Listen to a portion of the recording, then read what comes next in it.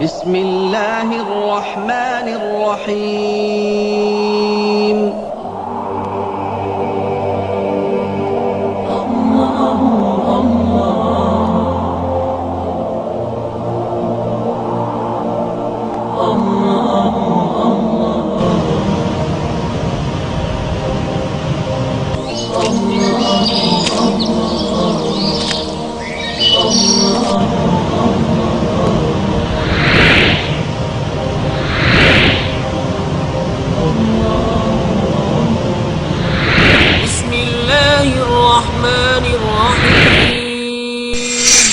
كنتم خير أمة أخرجت للناس تأمرون بالمعروف وتنهون عن المنكر. تم بہتر ان سب امتوں میں جو لوگوں میں ظاہر ہوئیں، بھلائی کا حکم دیتے ہو اور برائی سے منع کرتے ہو. بسم اللہ الرحمن الرحیم.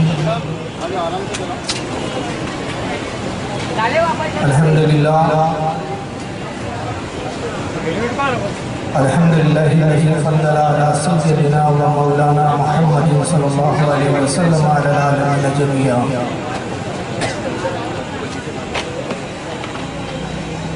وأقامهم يوم القيامة للمذنبين المتلبسين الخطائين الحالقين شفيعا. فصلى الله تبارك وتعالى عليه وعلى كل من هو محبوب ومرجو لديه صلاة تبقى وتدوم بدوام الملك الحي القيوم. ونشهد لا إله إلا الله وحده لا شريك له ونشهد أن سيدنا ومولانا محمدا عبده ورسوله بالهدى ودين الحق أرسله. أعوذ بالله من الشيطان الرجيم. بسم الله الرحمن الرحيم. يا أيها الذين آمنوا اتقوا الله وكونوا مع الصادقين. صدق الله العظيم. إن الله وملائكته يصلون على النبي يا أيها الذين آمنوا صلوا عليه وسلموا تسليما. اللهم صل على سيدنا مولانا جد الحسن والحسين وعلى آله وأصحابه وبارك وسلم. صلاۃ و سلام علیک یا رسول اللہ صلی اللہ تعالیٰ علیہ وسلم.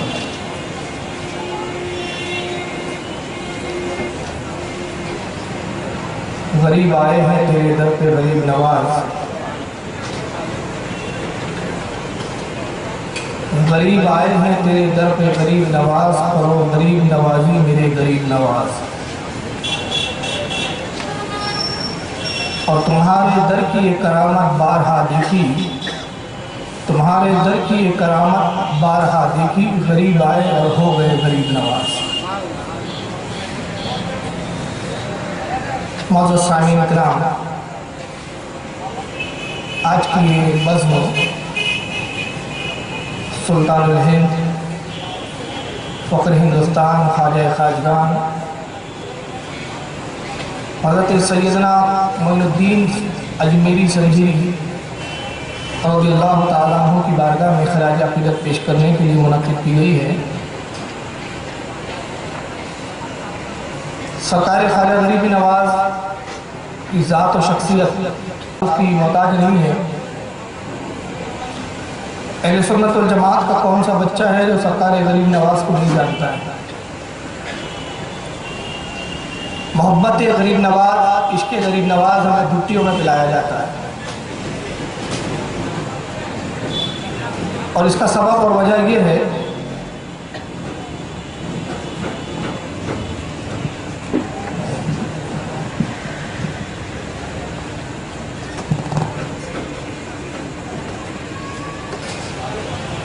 کیا وجہ ہے کہ ہم ہر سال سرکاری غریب نواز کا تذکرہ کرتے ہیں، ان کا ذکر کرتے ہیں. ہمارے رشتہ دار نہیں ہیں، ہمارا کوئی خاندانی تعلق نہیں ہے، تو پھر سبب کیا ہے؟ سبب صرف اتنا سا ہے کہ سرکار خواجہ غریب نواز نے ہمیں ایمان اور اسلام دیا. اگر سلطان الہند کی ذات ہندوستان کی سرزمین پہ تشریف نہ لاتی تو آج ہم کفر و شرک میں مبتلا ہوتے. سرکار غریب نواز نے ہندوستان کے لوگوں پر وہ احسان عظیم فرمایا کہ جو ایک باپ اور ایک ماں بھی نہیں کر سکتے. اس لیے کہ باپ اور ماں باپ تو پیدا کر دیتے ہیں، زندگی میں پالتے پوستے ہیں، پرورش کرتے ہیں، لیکن مرنے کے بعد جو آخرت کی اصل زندگی ہے، جو ہمیشگی کی زندگی ہے، اس ہمیشگی کی زندگی میں آرام و سکون کا سامان جنہوں نے میسر کرایا ہے وہ حضرت معین الدین اجمیری کی ذات گرامی. سلطان الہند پہ بہت کچھ آپ سنتے ہیں علماء سے، اور چونکہ بیان مجھے بہت زیادہ کرنا ہے، خواہشات یہ ہے کہ تفصیلات بتائی جائیں غریب نواز کے بارے میں، لیکن یہ میں سمجھتا ہوں اتنا آسان نہیں ہے کہ ایک روز اور دو روز کے جلسے میں سرکار غریب نواز کی زندگی اور ان کے سوانح حیات کو احاطہ کیا جائے. جہاں تک ممکن اور کوشش ہوں گا میں ان کا ذکر کروں گا، لہٰذا میں تمہید کو زیادہ لمبی نہیں کر رہا ہوں.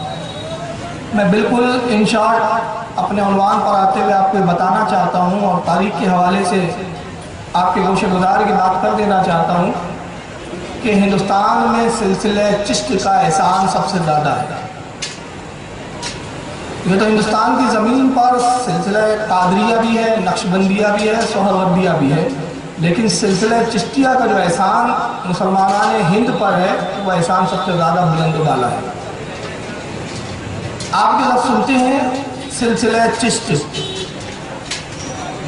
تو اس کی وجہ تسمیہ کیا ہے؟ یہ چشتی ہم جو لفظ استعمال کرتے ہیں اس سلسلے کے بزرگوں کے نام کے بعد، تو اس کا سبب کیا ہے؟ آخر خواجہ معین الدین چشتی کیوں کہتے ہیں، خواجہ عثمان چشتی کیوں کہتے ہیں، نظام الدین چشتی کیوں کہتے ہیں، نصر الدین چشتی کیوں کہتے ہیں؟ اس سلسلہ چشتیہ کے جو بزرگان دین ہیں، تو یہ چشتی جو کہلائے اس کی وجہ کیا ہے، اس کا سبب کیا ہے؟ تو میں تاریخ کے حوالے سے بتاؤں کہ اس سلسلے میں ایک بزرگ آتے ہیں جو اپنے وقت کے امام، اپنے وقت کے زہد و تقویٰ کے پیشوا، اپنے وقت کے شیخ المشائخ، جن کا نام تاریخ اسلام میں شیخ علوم ممشاد رحمۃ اللہ تعالیٰ علیہ آتا ہے. اور اس سے پہلے کے اگر بزرگوں کا آپ جائزہ لیں گے تو حضرت ابراہیم ابن ادھم اس سلسلے میں ہے، خواجہ حسن بصری ہے، اس میں بڑی بڑی جلیل القدر شخصیات ہیں. لیکن میں ذکر وہاں سے شروع کر رہا ہوں کہ حضرت شیخ علوم ممشاد رحمۃ اللہ تعالیٰ علیہ جو اپنے وقت کے بہت بڑے ولی کامل تھے، بغداد میں ان کا قیام ہے. اور یہ زمانہ وہی ہے کہ جس زمانے میں سرکار غوث اعظم جیسی شخصیت جلوہ گر ہونے والی ہے. سرکار غوث پاک سے کچھ پہلے کا زمانہ، اپنے وقت کے زہد و تقویٰ کے امام مانے جاتے تھے حضرت شیخ علوم ممشاد رحمۃ اللہ تعالیٰ علیہ. ان کی بارگاہ میں نشاپور کا ایک نوجوان حاضر ہوتا ہے، اور نشاپور کا یہ نوجوان جو آ رہا ہے یہ اپنے وقت کا امام وقت ہے، عالم دین ہے، عالم بعمل ہے، متقی و پرہیزگار ہے، علوم حدیث علوم فقہ پہ مہارت تامہ رکھتا ہے. جب بارگاہ شیخ حضرت علوم ممشاد کی خدمت میں پہنچتا ہے، عرض کرتا ہے کہ حضور علم ظاہر کو میں نے حاصل کر لیا، علم باطن کے اصول کے لیے آپ کی بارگاہ میں حاضر ہوا.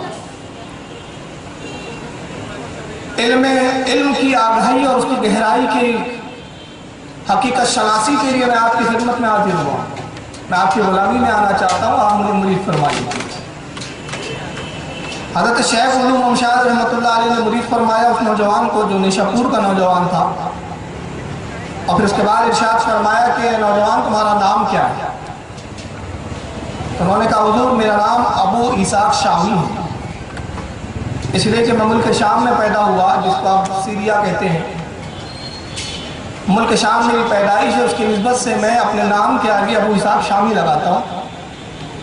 حضرت نے ارشاد فرمایا کہ ہرات کے شہر چشت کی ہم نے قطبیت تمہیں عطا کی. ہرات کے شہر چشت کی طرف کوچ کرو اور وہاں پہ قطبیت کے ذمہ داری کو سنبھالو، اور اس شہر کی چونکہ ہم نے تمہیں قطبیت عطا کی، وہاں کی ولایت عطا کی، لہٰذا اس گاؤں اور اس قصبے کی مناسبت سے آج سے تمہارا نام ابو اسحاق شامی نہیں بلکہ ابو اسحاق چشتی ہوگا. چشت یہ ہرات کا شہر ہے اور ہرات کا پرانا نام ہے. اب یہ شہر افغانستان میں شامل ہو چکا ہے، اس وقت یہ افغانستان میں آتا ہے. یہ اس کا قصبہ ہے چشت.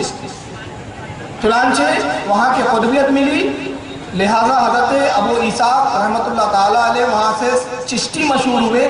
اب اس سلسلے میں جتنے بزرگان دین بعد میں آتے رہے سب اپنے آگے نام کی نسبت میں چشتی لگاتے رہے۔ یہ ہے چشتی ہونے کی نسبت۔ حضرت خواجہ ابو اسحاق شامی رحمۃ اللہ علیہ کے بعد ان کے خلیفہ اور ان کے مرید حضرت ابو احمد ابدالی رحمۃ اللہ تعالیٰ۔ ابھی سب ایک ایک کے حالات میں بتاؤں گا تو کافی وقت لگ جائے گا، میں صرف 3 شخصیات کا ذکر کروں گا اور اس کے بعد میں خواجہ غریب نواز پر آ جاؤں گا۔ اگر ایک ایک شخصیت پر میں بات کروں تو مجھے لگتا ہے کہ ایک ایک بیان کرنے کی ضرورت پڑے گی، تو پھر یہ سلسلہ چشتیہ کے بزرگوں کے لیے ہمیں جیسے محرم میں ہم 10 روز تقریر کرتے ہیں اس کے لیے بھی شاید 10 دن لگ جائے، کیونکہ اس بارے میں اتنی معلومات ہے۔ کتابوں کے یہاں ذخیرے ہیں الحمدللہ۔ شیخ احمد ابدالی کے خلیفہ ہے حضرت ابو محمد ابدال۔ یہ سب اپنے وقت کے آفتاب و مہتاب ہیں ولایت، اور سب اپنے وقت کے وہ ہیں کہ جن کی تاریخ آپ پڑھیں تو ایک زرین باب ہے یہ تاریخ اسلام، ان کی خدمات۔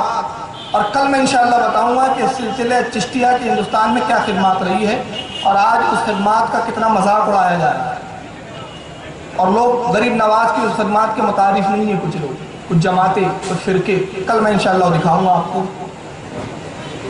حضرت شیخ ابو محمد ابدال کے خلیفہ آتے حضرت خواجہ نصر الدین چشتی رحمۃ اللہ تعالیٰ، اور پھر ان کے خلیفہ حضرت خواجہ مودود چشتی رحمۃ اللہ تعالیٰ علیہ۔ نیشاپور کا شہر ہے جہاں پر حضرت امام مسلم کی پیدائش ہوئی، جو علم حدیث کے اپنے وقت کے امام تھے، اور صحیح ستہ میں بخاری کے بعد جن کی کتاب مسلم سب سے مستند ترین کتاب مانی جاتی ہے، اسی شہر نیشاپور میں حضرت خواجہ عثمان ہارونی اس شہر کے ایک محلے جس کا نام ہارون ہے، اس ہارون علاقے میں پیدا ہوتے ہیں۔ اس نسبت سے آپ کے نام کے آگے خواجہ عثمان ہارونی چشتی نسبت لگائی جائے۔ 536 ہجری میں حضرت خواجہ عثمان ہارونی کی ولادت نیشاپور۔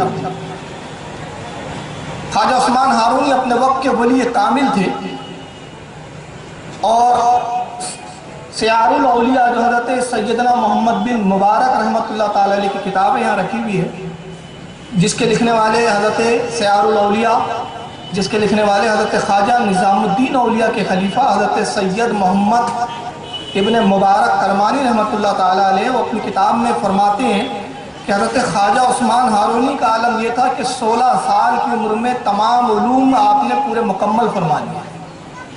16 سال میں آپ اپنے وقت کے جلیل و قدر امام بن چکے تھے، جلیل و قدر عالم دین آپ ہو چکے تھے، فارغ التحصیل ہو چکے تھے۔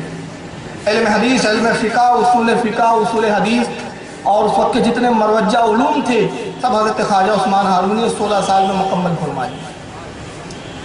زہد و تقوی کا یہ عالم تھا حضرت خواجہ عثمان ہارونی رحمۃ اللہ تعالیٰ علیہ کا کہ روزانہ ایک قرآن عظیم ختم فرمایا کرتے۔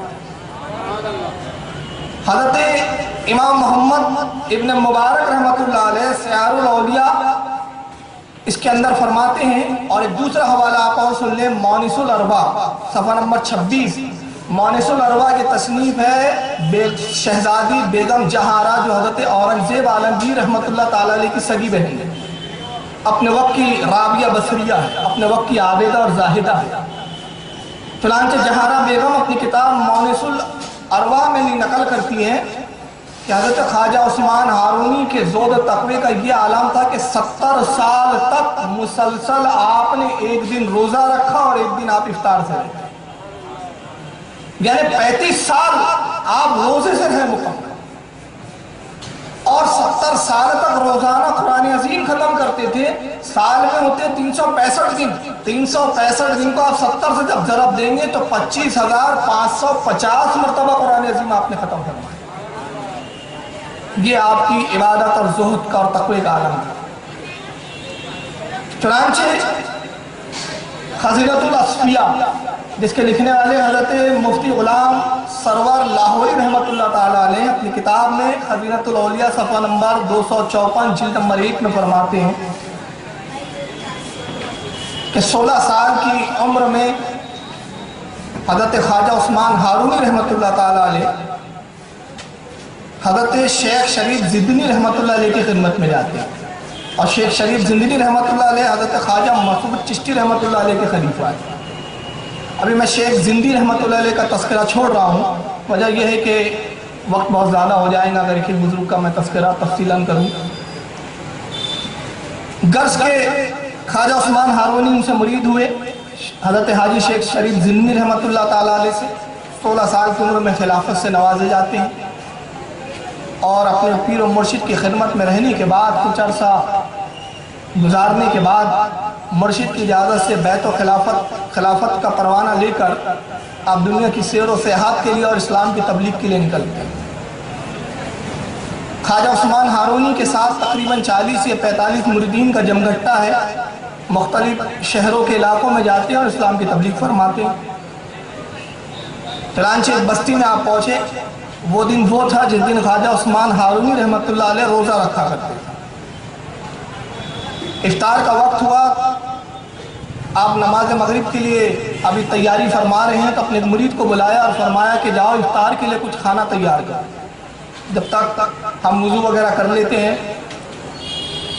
چنانچہ نماز عصر ادا کی آپ نے، اور ادھر یہ مرید افطار کی تیاری کے لیے عصر کی نماز پڑھنے کے بعد کھانے کی تیاری میں مصروف ہوا۔ اب ضرورت پڑی آگ کی، آگ جلانا ہے، تو اس زمانے میں ماچس تو تھی نہیں کہ ماچس لیا اور جلایا اور آگ روشن ہو گئی۔ دو طریقے تھے کہ کہیں آگ روشن ہو رہی ہو، جل رہی ہو تو وہاں سے لکڑی لائیے پھر اپنی آگ روشن کیجیے، اور دوسرا یہ کہ دو پتھروں کو آپس میں ٹکرا کے، جس کو چکمک کہتے ہیں، اس پتھر کو ٹکرا کے آگ پیدا کی جاتی ہے۔ اب چکمک تھا نہیں، وہ پتھر تھا نہیں جس سے آگ پیدا کی جاتی ہے۔ چنانچہ یہ مرید آگ کی تلاش میں نکلتا ہے، اور جب بہت دور جنگل کے آگے نکلا تو ایک آبادی نظر آئی، دیکھا آگ کے شعلے بلند ہو رہے ہیں، آبادی میں داخل ہوا، اور جب معلوم ہوا تو پتہ چلا کہ یہاں ایک بہت بڑا آتش کدہ ہے، اور تقریباً 40,000 کی آبادی ہے جو آتش پرست ہے، آگ کی پوجا کرتی ہے۔ معبود انہوں نے اپنے آگ بنایا ہوا ہے، آس پاس کے جتنے اطراف کے گاؤں والے ہیں کہ سب آتش پرست ہیں، یہاں پہ عبادت کے لیے آتے ہیں، اور 20 بیل گاڑیاں بھر کے روزانہ لکڑیاں جلائی جاتی ہے یہاں، اتنا بڑا آتش کدہ۔ خواجہ عثمان ہارونی رحمۃ اللہ تعالیٰ علیہ کا مرید پہنچتا ہے، کہتا ہے کہ آگ دیجیے، آگ دیجیے، مجھے آگ کی ضرورت ہے۔ تو جو لوگ وہاں پرستش کر رہے تھے، عبادت میں مصروف تھے، آ کے انہوں نے کہا ہمارا مکھیا وہ کھٹیا کے اوپر بیٹھا ہوا ہے، اس سے مانگو، ہمیں اجازت نہیں ہے کہ ہم اس آگ میں سے کچھ دیں۔ بہرحال المختصر وہ مکھیا کے پاس پہنچا، جس کا نام تاریخ میں مکشیا آتا ہے۔ مکشیا سے کہتا ہے کہ مکھیا جی آپ آگ عطا کر دیجیے۔ انہوں نے کہا نہیں، ہم یہ آگ نہیں دے سکتے، اور آگ اس لیے نہیں دے سکتے کہ یہ آگ ہماری معبود ہے، جس کی ہم عبادت کرتے ہیں، اس کے جز کو، اس کے حصے کو ہم کیسے تجھے دے سکتے؟ یہ ہمارے معبود کی توہین ہے، یہ ہماری عبادت کے عادات کے خلاف ہے، ہم آگ نہیں دے سکتے۔ چنانچہ یہ ہوا کہ مرید ناکام اور مایوس لوٹا، ادھر خواجہ عثمان ہارونی عصر کی نماز سے فارغ ہو چکے تھے۔ ارشاد فرمایا کیا ہوا، کھانے کی تیاری نہیں ہوئی؟ عرض کیا حضور کیا کریں، آگ کا انتظام نہیں ہوا، پاس ہی آتش پرستوں کی آبادی ہے، لیکن عالم یہ ہے کہ وہ آگ دینے کے لیے تیار نہیں ہے۔ آپ فرماتے آؤ ہمارے ساتھ چلو، ہم تجھے آگ دلوا دیتے ہیں۔ اب سرکار خواجہ عثمان ہارونی رحمۃ اللہ تعالیٰ علیہ اپنے مریدوں کے ساتھ تشریف لے جاتے ہیں، مکھیا کے قریب پہنچے اور مکھیا سے کہا کہ اے مکھیا، یہ آگ تمہیں دینے میں کیا اعتراض ہے، تھوڑی سی آگ دے دو، اس میں تمہارا کیا جائے گا؟ کہتا حضور ہم یقیناً آپ کو دے دیتے، ہمارا یہ عمل کسی تعصب کی بنا پر نہیں ہے بلکہ احترام کی بنا پر ہے، اور احترام ہم اپنی اس معبود کا کرتے ہیں، آگ کا کرتے ہیں جس کی ہم عبادت کرتے ہیں۔ ہم اس کو دے نہیں سکتے، اس کا کوئی جز آپ کو عطا نہیں کر سکتے، یہ ہمارے معبود کی بے ادبی ہے۔ خواجہ عثمان ہارونی فرماتے ہیں تم اس کی عبادت کرتے ہو، اس کو پوجتے ہو، اس کو راضی کرنے کے لیے تیار ہو، تو کیا یہ آگ، یہ تمہارا معبود تم سے راضی ہے؟ کہاں کیوں نہیں راضی ہے، ہم برسوں سے اس کی عبادت کر رہے ہیں۔ خواجہ عثمان ہارونی فرماتے ہیں اگر راضی ہے تو پھر اس آگ میں اپنا ہاتھ ڈال کے بتاؤ، اور اگر تمہارا ہاتھ محفوظ رہا تو میں جان لوں گا اور مان لوں گا کہ واقعی یہ تمہارا معبود تم سے راضی ہے، اور تم نے اتنے سالوں جو اس کی پوجا کی تو پھر تم نے کچھ کام کیا ہے۔ تو مکھیا کہتا ہے آپ کیسی عجیب بات کر رہے ہیں، آگ کا کام جلا دینا ہے، آگ کا کام کسی کو خاک کر دینا ہے، یہ آگ ہمیں کیسے چھوڑ سکتی ہے؟ میں اپنا ہاتھ کیا، اگر میں اپنا کرتا بھی ڈال دوں تو جلا کر خاک کر دیں گی، اس لیے کہ اس کا کام جلانا ہے۔ سرکار خواجہ عثمان ہارونی فی البدی فرماتے ہیں تو پھر اس آگ کو کیوں پوجتے ہو جو تمہیں جلا سکتی ہے؟ میں تجھے اس معبود کی طرف بلاتا ہوں جو اس آگ کا بھی خالق ہے۔ جو اس آگ کا بھی پیدا کرنے والا ہے، اور وہ قادر ہے کہ اپنے بندہ مومن کو، اپنے پسندیدہ بندے کو اگر وہ آگ میں داخل بھی ہو جائے تو اس آگ اس پر کوئی اثر نہ کرے اور محفوظ ہو جائے۔ اگر تو اس منظر کو دیکھنا چاہتا ہے تو میں تجھے وہ چشمدید واقعہ دکھا دوں۔ چنانچہ یہ فرما کر خواجہ عثمان ہارونی نے اس مکھیا کی گود میں اس کا ایک پوتا بیٹھا تھا بچہ، اس کو پکڑا اور پکڑنے کے بعد اس آگ میں آپ نے چھلانگ لگائی۔ بس جیسے ہی آگ میں چھلانگ لگانا تھا، نتیجہ یہ ہوا کہ ایک شور برپا ہوا، اور خواجہ عثمان ہارونی جب آگ میں داخل ہوتے ہیں، قرآن عظیم کی آیت کریمہ زیر لب آپ ورد فرما رہے ہیں۔ آیت کا مفہوم یہ ہے کہ اے آگ ابراہیم پر ٹھنڈی ہو جا اور سلامتی والی ہو جا۔ یہ آیت کی تلاوت کر کے آپ آگ میں داخل ہو گئے۔ مکھیا چیخ پڑا، پورا جم غفیر جمع ہو گیا کہ کیا معاملہ ہوا۔ ایک عجیب پاگل انسان آیا، خود تو اس نے اپنے آپ کو آگ میں جھونک دیا ہے اور ہمارے بچے کو بھی اس نے مار ڈالا۔ نتیجہ یہ ہوا کہ آنن فانن یہ خبر پہنچتی ہے اور وہ پوری آبادی آتش کدے کی طرف دوڑتی ہے کہ آج ایک عجیب واقعہ ہو گیا۔ ایک دیوانہ شخص آیا اور اس نے مکھیا کے پوتے کو اپنے ساتھ آگ میں لے کر داخل ہو گیا۔ بہت دیر ہو گئی مگر کسی کی ہمت نہیں ہے۔ اب ہمت کیا ہے، جو آگ میں چلا گیا ہو، داخل ہو گیا ہو، کون ہے جو جا کے اس کو بچائے؟ جو جائے وہ خود جل جائے۔ جب کافی عرصہ گزر چکا تو اس کے بعد اسی آگ کے آتش کدے سے ایک نعرہ تکبیر بلند ہوتا ہے اور ایک آواز آتی ہے، نعرہ تکبیر اللہ اکبر۔ اب نگاہیں اٹھی تو دیکھتے ہیں خواجہ عثمان ہارونی اسی بچے کو گود میں لیے ہوئے آگ سے باہر تشریف لا رہے ہیں۔ اس کے بعد فرمایا دیکھ، جب لوگوں نے دیکھا تو خواجہ عثمان ہارونی کو اس آگ نے جلانا تو بڑی دور کی بات ہے، آپ کا لباس اور آپ کے امامے کا ایک تار بھی نہیں جلا تھا۔ فرمایا اس رب کی کیوں نہیں عبادت کرتے جس نے مجھے یہ قوت اور طاقت عطا فرما دی کہ یہ آگ میرا کچھ نہ بگاڑ سکی۔ آؤ اس خدا بند قدوس کی طرف جو اس آگ کا بھی خالق ہے، جو تمہارا بھی پیدا کرنے والا ہے، تمہارے پہلے والوں کا بھی پیدا کرنے والا ہے اور جو بعد کا بھی پیدا کرنے والا ہے۔ آؤ اس معبود کی طرف۔ جیسے ہی آپ نے تبلیغ فرمائی، پوری قوم سجدہ ریز ہوتی ہے اور کہتی ہے خواجہ عثمان ہارونی ہم نے مان لیا کہ جس کی قوتوں کا یہ عالم ہے کہ آگ اس کو نہ جلائے، اس کے پروردگار کی قوتوں کا کیا عالم ہوگا۔ وہی اسلام سچا ہے، یہی مذہب حق ہے۔ آئیے ہمیں اسلام میں داخل فرما لیجئے۔ پوری 40,000 کی آبادی اسلام میں داخل ہو جاتی ہے۔ سرکار خواجہ عثمان ہارونی نے اس مکھیا کا نام عبداللہ رکھا اور اس جماعت کا اس کو مکھیا برقرار رکھا، اور اس کے بعد ایک نگاہ فیض جو ڈالی ہے تو یہ عبداللہ جو کل تک آتش پرست تھا وقت کا ولی کامل بن چکا ہے۔ اور اس کے بعد فرماتے کہ اس قوم میں تجھے ان کی رہنمائی اور ان کی تربیت کے لیے چھوڑتا ہوں، تجھے سارے علوم عطا کر دیے گئے، ظاہراً بھی علوم دے دیے گئے، باطناً بھی علوم دے دیے گئے۔ اس قوم کی تربیت اور اس کو نصیحت کر، اور اس پوتے کو جس کو آپ لے کر داخل ہوئے تو اس کا نام آپ ابراہیم رکھتے ہیں، اور وہ آتش کدہ جہاں برسوں سے آگ روشن تھی اس آتش کدے پہ ایک عالیشان مسجد تعمیر فرمائی۔ یہ خواجہ عثمان ہارونی رحمت اللہ تعالیٰ علیہ کون ہے؟ یہ سرکار غریب نواز کے پیر و مرشد ہے۔ تو یہ پیروں کا سلسلہ ہے۔ آئیے ذرا ایک اور میں یاد آ رہا ہے، حالانکہ چاہ رہا تھا کہ چھوڑ دوں لیکن دل چاہتا نہیں کہ چھوڑوں کیا پکڑوں، یہ مشکل ہے میرے لیے۔ ایک بزرگ ہے حضرت خواجہ شریف زندنی رحمت اللہ علیہ، میں نے بھی نام لیا۔ ان کا عالم کیا ہے؟ جنگل میں ویرانے میں رہتے، آبادی سے دور،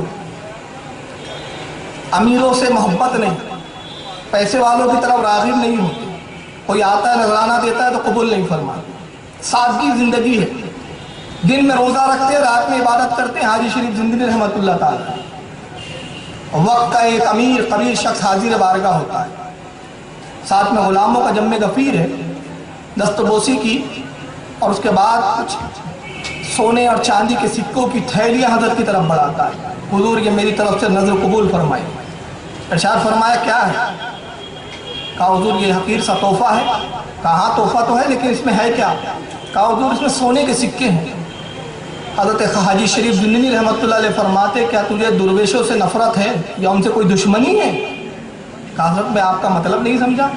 فرمایا دنیا اور دولت درویشوں کے لیے دشمن کی مانند ہے، یہ درویش کو تباہ و برباد کر دیتی ہے، جا اس دولت کو لے جا، یہ دولت کی ہمیں کوئی حاجت نہیں، آپ کو یہ تو قبول کرنا چاہیے۔ آپ نے فرمایا کہ ہمیں اس کی ضرورت نہیں۔ پھر اصرار کیا، آپ انکار فرماتے رہے، اصرار بڑھتا رہا، انکار فرماتے رہے۔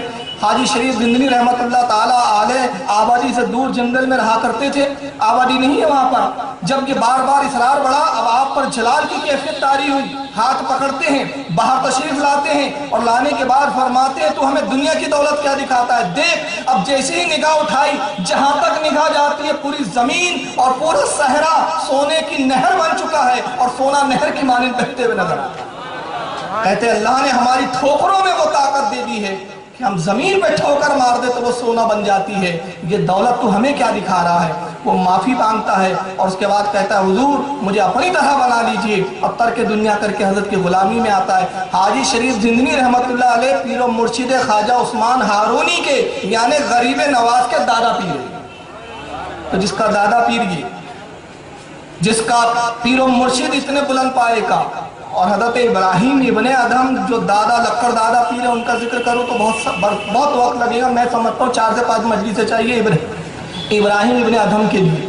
اگر ابراہیم ابن ادھم کے بارے میں آپ کو پڑھنا ہو تو جس وقت میری ایک کتاب نکلتی تھی جس کا نام تھا ریاض الجنہ، قسطوں میں نے وہ حضرت ابراہیم ابن ادھم کو اس وقت لکھا تھا، اور غالباً 6 قسطیں اس وقت چھپی تھی، وہ 6 قسطیں، تو اس کے بعد بھی مضمون کتنے تھے۔ تو یہ ایسا سلسلہ ہے، ایسے ماہتاب اور ایسے آفتاب ہے اس سلسلے میں کہ جس کا ذکر کیجئے روشنی ہی روشنی پھیلتے ہوئے نظر آتی ہے۔ حضرت خواجہ غریب نواز رضی اللہ تعالیٰ عنہ کا جو زمانہ ہے وہ زمانہ ہے کہ جب اسلامی حکومت میں سلجوتی جس کو ایک خاندان کہا گیا اس کی حکومت تھی۔ سلجوکیوں کی حکومت ایران راجدھانی ہے، اور ایران کے قریب ایک قصبہ ہے جس کا نام خراسان آتا ہے، اور بعض لوگوں نے خراسان کا نام سجستان بھی بتایا، مختلف اختلافی روایتیں ہیں۔ خراسان پر ایک زیادہ اتفاق ہے، خراسان کا ایک قصبہ ہے، ایک محلہ ہے جس کا نام ہے سنجر، یہاں ایرانیوں کی حکومت۔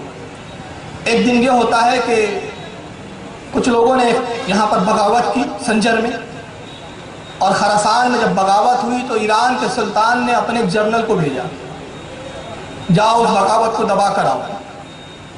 چنانچہ وہ پہنچا جنرل، لیکن وہ بغاوت کو نہیں دبا پایا، شکست ہوئی اور خراسان کے لوگوں نے مار کاٹ کے بھگا دیا۔ دوسرے پھر ایک سردار کو بھیجا سلطان نے ایران کا، سلجوکی شہنشاہ نے بھیجا، وہ بھی شکست ہوا۔ آخر میں مجبور ہو کے اپنے بھائی جس کا نام سنجر ہے، اب یہ سنجر اس کا نام کیوں تھا میں بعد میں بتاؤں گا، سنجر کو بھیجتا ہے کہ جاؤ خراسان کی بغاوت کو دبا دو۔ سنجر نکلا، 20,000 کی بڑی فوج ہے اس کے پاس، بڑا بہادر اور قوی، بڑے مضبوط باہوں کا مالک، تلوار کا دھنی، تیر اندازی کا شہنشاہ، اپنے وقت کا ایک کوہ ہمالہ ہے، طاقت کے عالم۔ چنانچہ یہ سنجر نکلتا ہے، ایک جگہ پڑاؤ ڈالا تو اللہ کی قدرت ایسی ہوئی کہ اس پوری 20,000 کی فوج میں ہیضہ پھیل گیا۔ اور اس زمانے میں آج ہیضہ کا علاج ہو جاتا ہے، اس زمانے میں نہیں ہوتا تھا۔ اس زمانے میں جب ہیضے کی وبا پھیلتی تھی تو آبادی ختم ہو جاتی، تباہ و برباد ہو جاتی تھی، مرنے لگتے تھے لوگ، اور بچانے کی کوئی صورت نہیں۔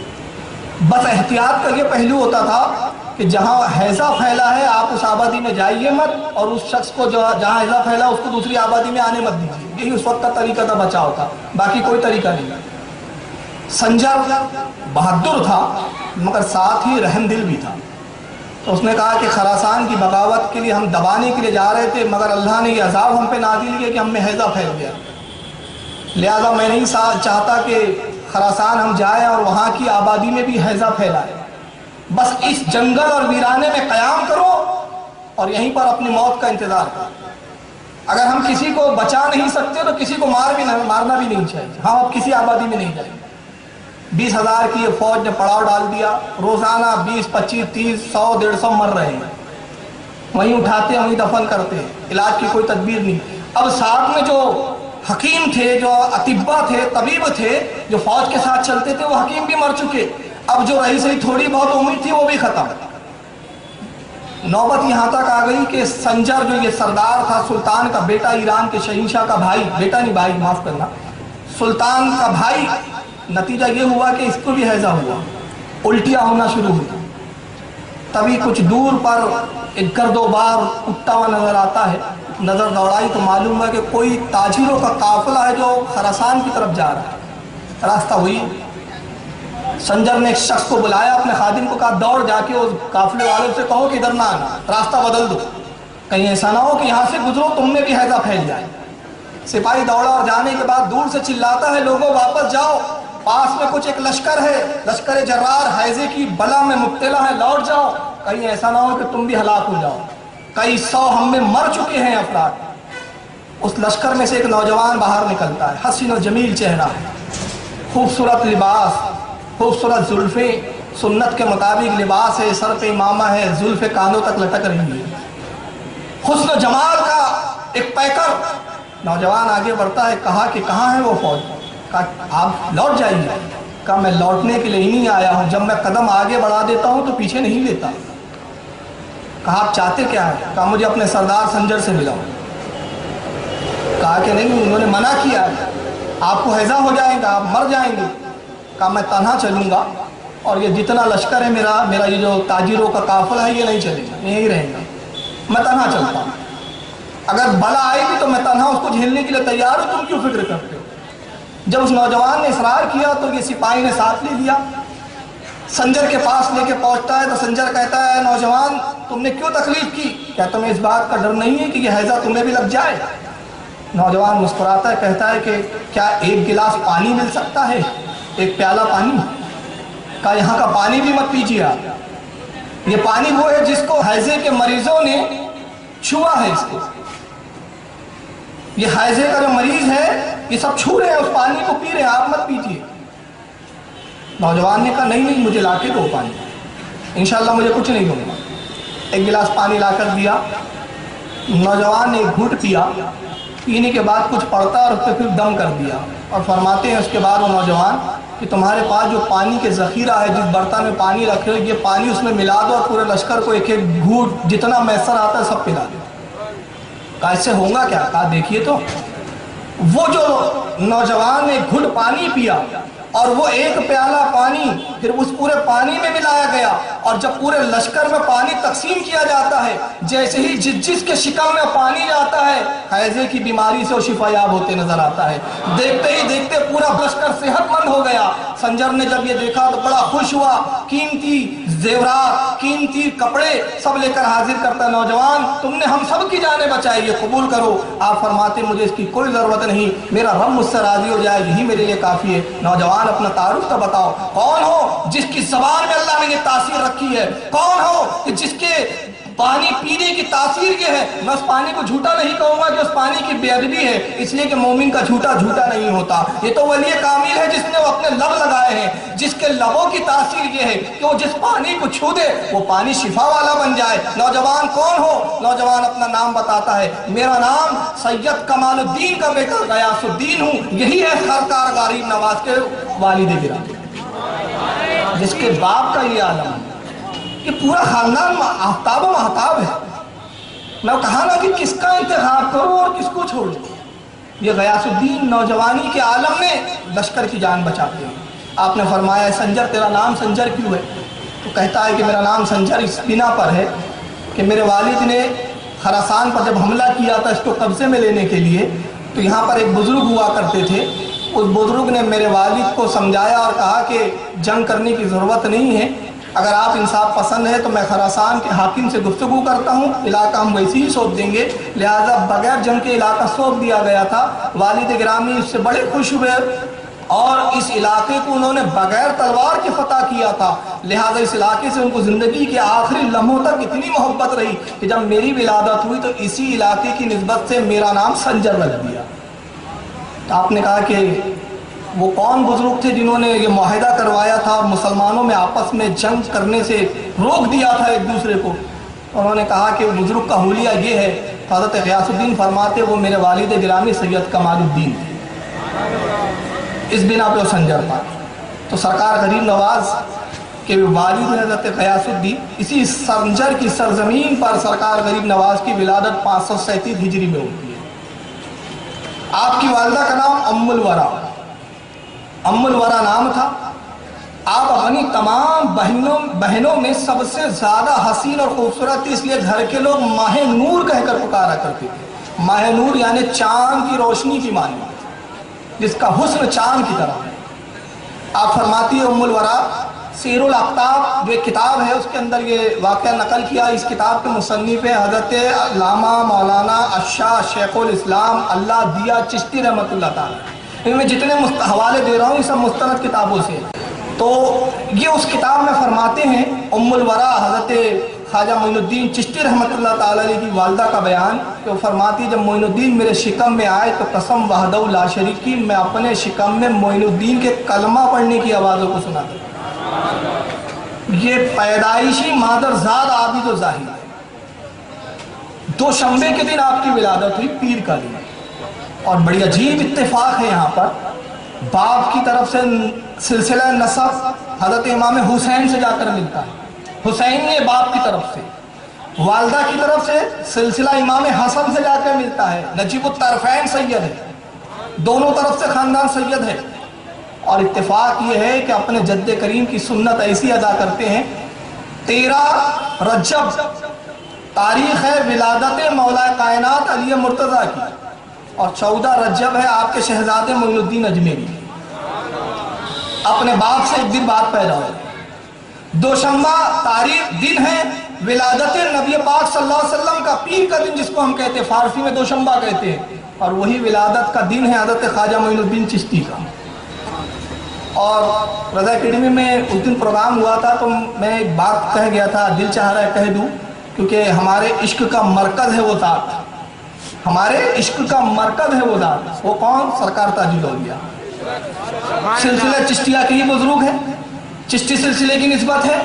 سرکار تاج الاولیاء نے تو سنت کو ایسا ادا کیا کہ سلسلہ چشتیہ میں شاید ہی کوئی ایسا بزرگ گزرا. ولادت سرکار تاج الاولیاء کی ہوتی ہے پیر کے دن, نبی پاک کی ولادت بھی پیر کے دن. تاج الاولیاء کی ولادت ہے صبح صادق کا وقت, نبی پاک کی ولادت کا وقت بھی ہے صبح صادق. تاج الاولیاء کا وصال ہوتا ہے پیر کے دن, نبی پاک صلی اللہ علیہ وسلم کی جو ہے وفات بھی ہے وہ پیر کے دن. وصال کا وقت ہے سرکار صلی اللہ علیہ وسلم کا مغرب کا وقت, تاج الاولیاء کا بھی وقت ہے مغرب کا. بس ایک فرق چھوڑ دیا تاج الاولیاء نے, وہ یہ کہ سرکار صلی اللہ علیہ وسلم کی زندگی کے جتنے ایام ہیں وہ ہے 63 سال غالباً 13 دن, اور تاج الاولیاء کی زندگی کے ایام ہے 63 سال 12 دن. تو اب یہاں حکمت دیکھیے. اب میں نے ایک بار غور کیا اس کو, میں جب پڑھا اور میں سوچ رہا تھا یہ ولادت کے تال میل, میں نے دل میں خیال کیا تاج الاولیاء قربان آپ کے, جب ساری چیزوں پہ سنت ادا کی تو یہاں کیوں نہیں کی؟ 63 سال 13 دن کیوں نہیں, 12 کیوں؟ فرمایا 2 عالم ارواح سے گویا جواب دے رہے ہیں, اے میرے غلام سن, اس میں بھی سنت ہے, کیونکہ میں دیکھ رہا ہوں ایک ایسا زمانہ آئے گا جو نبی سے برابری کا دعویٰ کریں گا. میں ایک دن پہلے اس لیے وصال کر رہا ہوں باقی تو سنتیں ہو جائے اور دن نبی کے برابر نہ ہو, کہ جب میں تاج الاولیاء ہو کے نبی کے برابر نہیں ہو سکتا تو یہ پھٹیچر کا رسول اللہ کے برابر ہے. میں اولیاء کا تاجدار ہو کے نبی کی برابری کرنے کی جرت نہیں کر رہا ہوں. انہیں ہمت کیسے ہوتی ہے کہ نبی کو اپنی طرح کہتے ہیں؟ یہ عشق کی بات ہے. میں نہیں چاہتا اور وہابیوں کو ہضم ہوں گی بھی نہیں, ان کو ہضم کروانا بھی نہیں. ہم عشق کے بندے ہیں, بات کیوں بڑھائیں؟ اے عشق تیرے صدقے جلنے سے چھٹے سستے, جو آگ بجھا دیں گی وہ آگ لگائیں. ہم عشق کے بندے. اب آئیے سرکار معین الدین چشتی جو تاج الاولیاء کے سردار الاولیاء ہے, اور تاج الاولیاء کا بڑی خاص تعلق ہے غریب نواز سے, بڑی خاص نسبت ہے. یہ ایک الگ ٹاپک ہے, ابھی وہ موضوع ہی نہیں ہے, ورنہ پھر تاج الاولیاء اور نظام غریب نواز کے تال میل بتاؤں تو اس پہ 2 گھنٹے لگ جاتے ہیں. اب کیا کیا چھوڑیں گے. 9 سال کی جب عمر ہوتی ہے سرکار غریب نواز کی تو آپ پورے مروجہ علوم سے فارغ ہو جاتے ہیں. 9 سال کا بچہ بات نہیں کرتا, مگر غریب نواز کا عالم کیا ہے, 9 سال میں آپ فارغ التحصیل ہو گئے. علم حدیث, اصول, فقہ, جتنے علوم تھے سب سے آپ فارغ ہوئے. والد گرامی خود اپنے وقت کے عالم دین سے حفظ قرآن اپنے والد سے فرق کیا. والد کی وراثت میں ایک پنچکی تھی اور ایک باغ تھا انگوروں کا. 15 سال کی عمر میں سرکار غریب نواز کے والد کا وصال ہوتا ہے. بچپنے کے واقعات میں چھوڑ رہا ہوں یہاں معین الدین اجمیری کے. 15 سال میں جب وصال ہو گیا, 15 سال کی عمر تھی جب آپ کی, تو والد سے وراثت میں وہ پنچکی آئی جس میں آٹا پیسا جاتا تھا, پانی سے وہ چکی چلتی تھی, اور انگوروں کا باغ. اب یہ ایک نئی چیز بتا رہا ہوں اور اس کے لیے میں حوالہ دے دوں. سیرت غریب نواز جو حضرت علامہ مولانا عبدالرحیم قادری کی تصنیف ہے، اور حضرت خواجہ محمد بندہ گیسو دراز رحمۃ اللہ تعالیٰ علیہ حضرت نصر الدین چراغ دہلوی سے روایت کرتے ہیں، اس میں نقل کرتے ہیں کہ جب غریب نواز 15 سال کی عمر میں باغ میں جب جانے لگے تو آپ کی عادت کیا ہے؟ آپ باغ میں داخل ہوتے تو قرآن کی تلاوت کرتے ہوئے داخل ہوتے ہیں، پھر ایک درخت کے نیچے بیٹھ جاتے ہیں اور جتنا جی چاہتا ہے تلاوت قرآن کرتے، بہترین انداز میں قرأت فرماتے ہیں، اور اس کے بعد پھر آپ چاہتے اٹھتے پھر دیکھیں کہ چلو باغ کی صاف صفائی کریں، باغ کی دیکھ ریکھ کریں، تو بڑے متعجب ہوتے کہ باغ پہلے سے صاف ستھرا ہے، اور جب پھل پک جاتے تو آپ چاہتے کہ میں جاؤں اور پھل توڑوں تو پھل خود بخود ٹوٹ کے ٹوکروں میں گرنے لگتے، ٹوکرے ہوا میں بلند ہو رہے ہیں، پھل اس میں گر رہے ہیں، کوئی اٹھانے والا نظر نہیں آ رہا ہے، بڑے متعجب ہوئے۔ کچھ دن تو یہ ماجرا رہا، اپنی والدہ سے آپ کہتے رہے یہ بات، والدہ کوئی جواب نہ دے سکی۔ ایک دن والدہ کہتی کہ معین الدین اب ایسا منظر دکھے تو تم پکارنا کہ تم جو بھی ہو اپنے آپ کو ظاہر کیوں نہیں کرتے۔ ماں کی نصیحت پہ عمل کیا، پہنچے دیکھا تو پھل ٹوٹ رہے ہیں، ٹوکروں میں جمع ہو رہے ہیں، باغ میں جو پتیاں سوکھ کے گری ہوئی ہیں وہ خود صفائی ہو رہی ہے مگر صفائی کرنے والا نظر نہیں آتا۔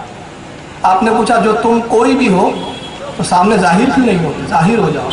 جب جملے فرمایا تو 6 بڑے قوی اور مضبوط باہوں کے مالک 6 اشخاص سامنے ظاہر ہوتے ہیں۔ بڑے ادب سے سلام کیا، دستبوسی کی، قدموں کو بوسہ دیا۔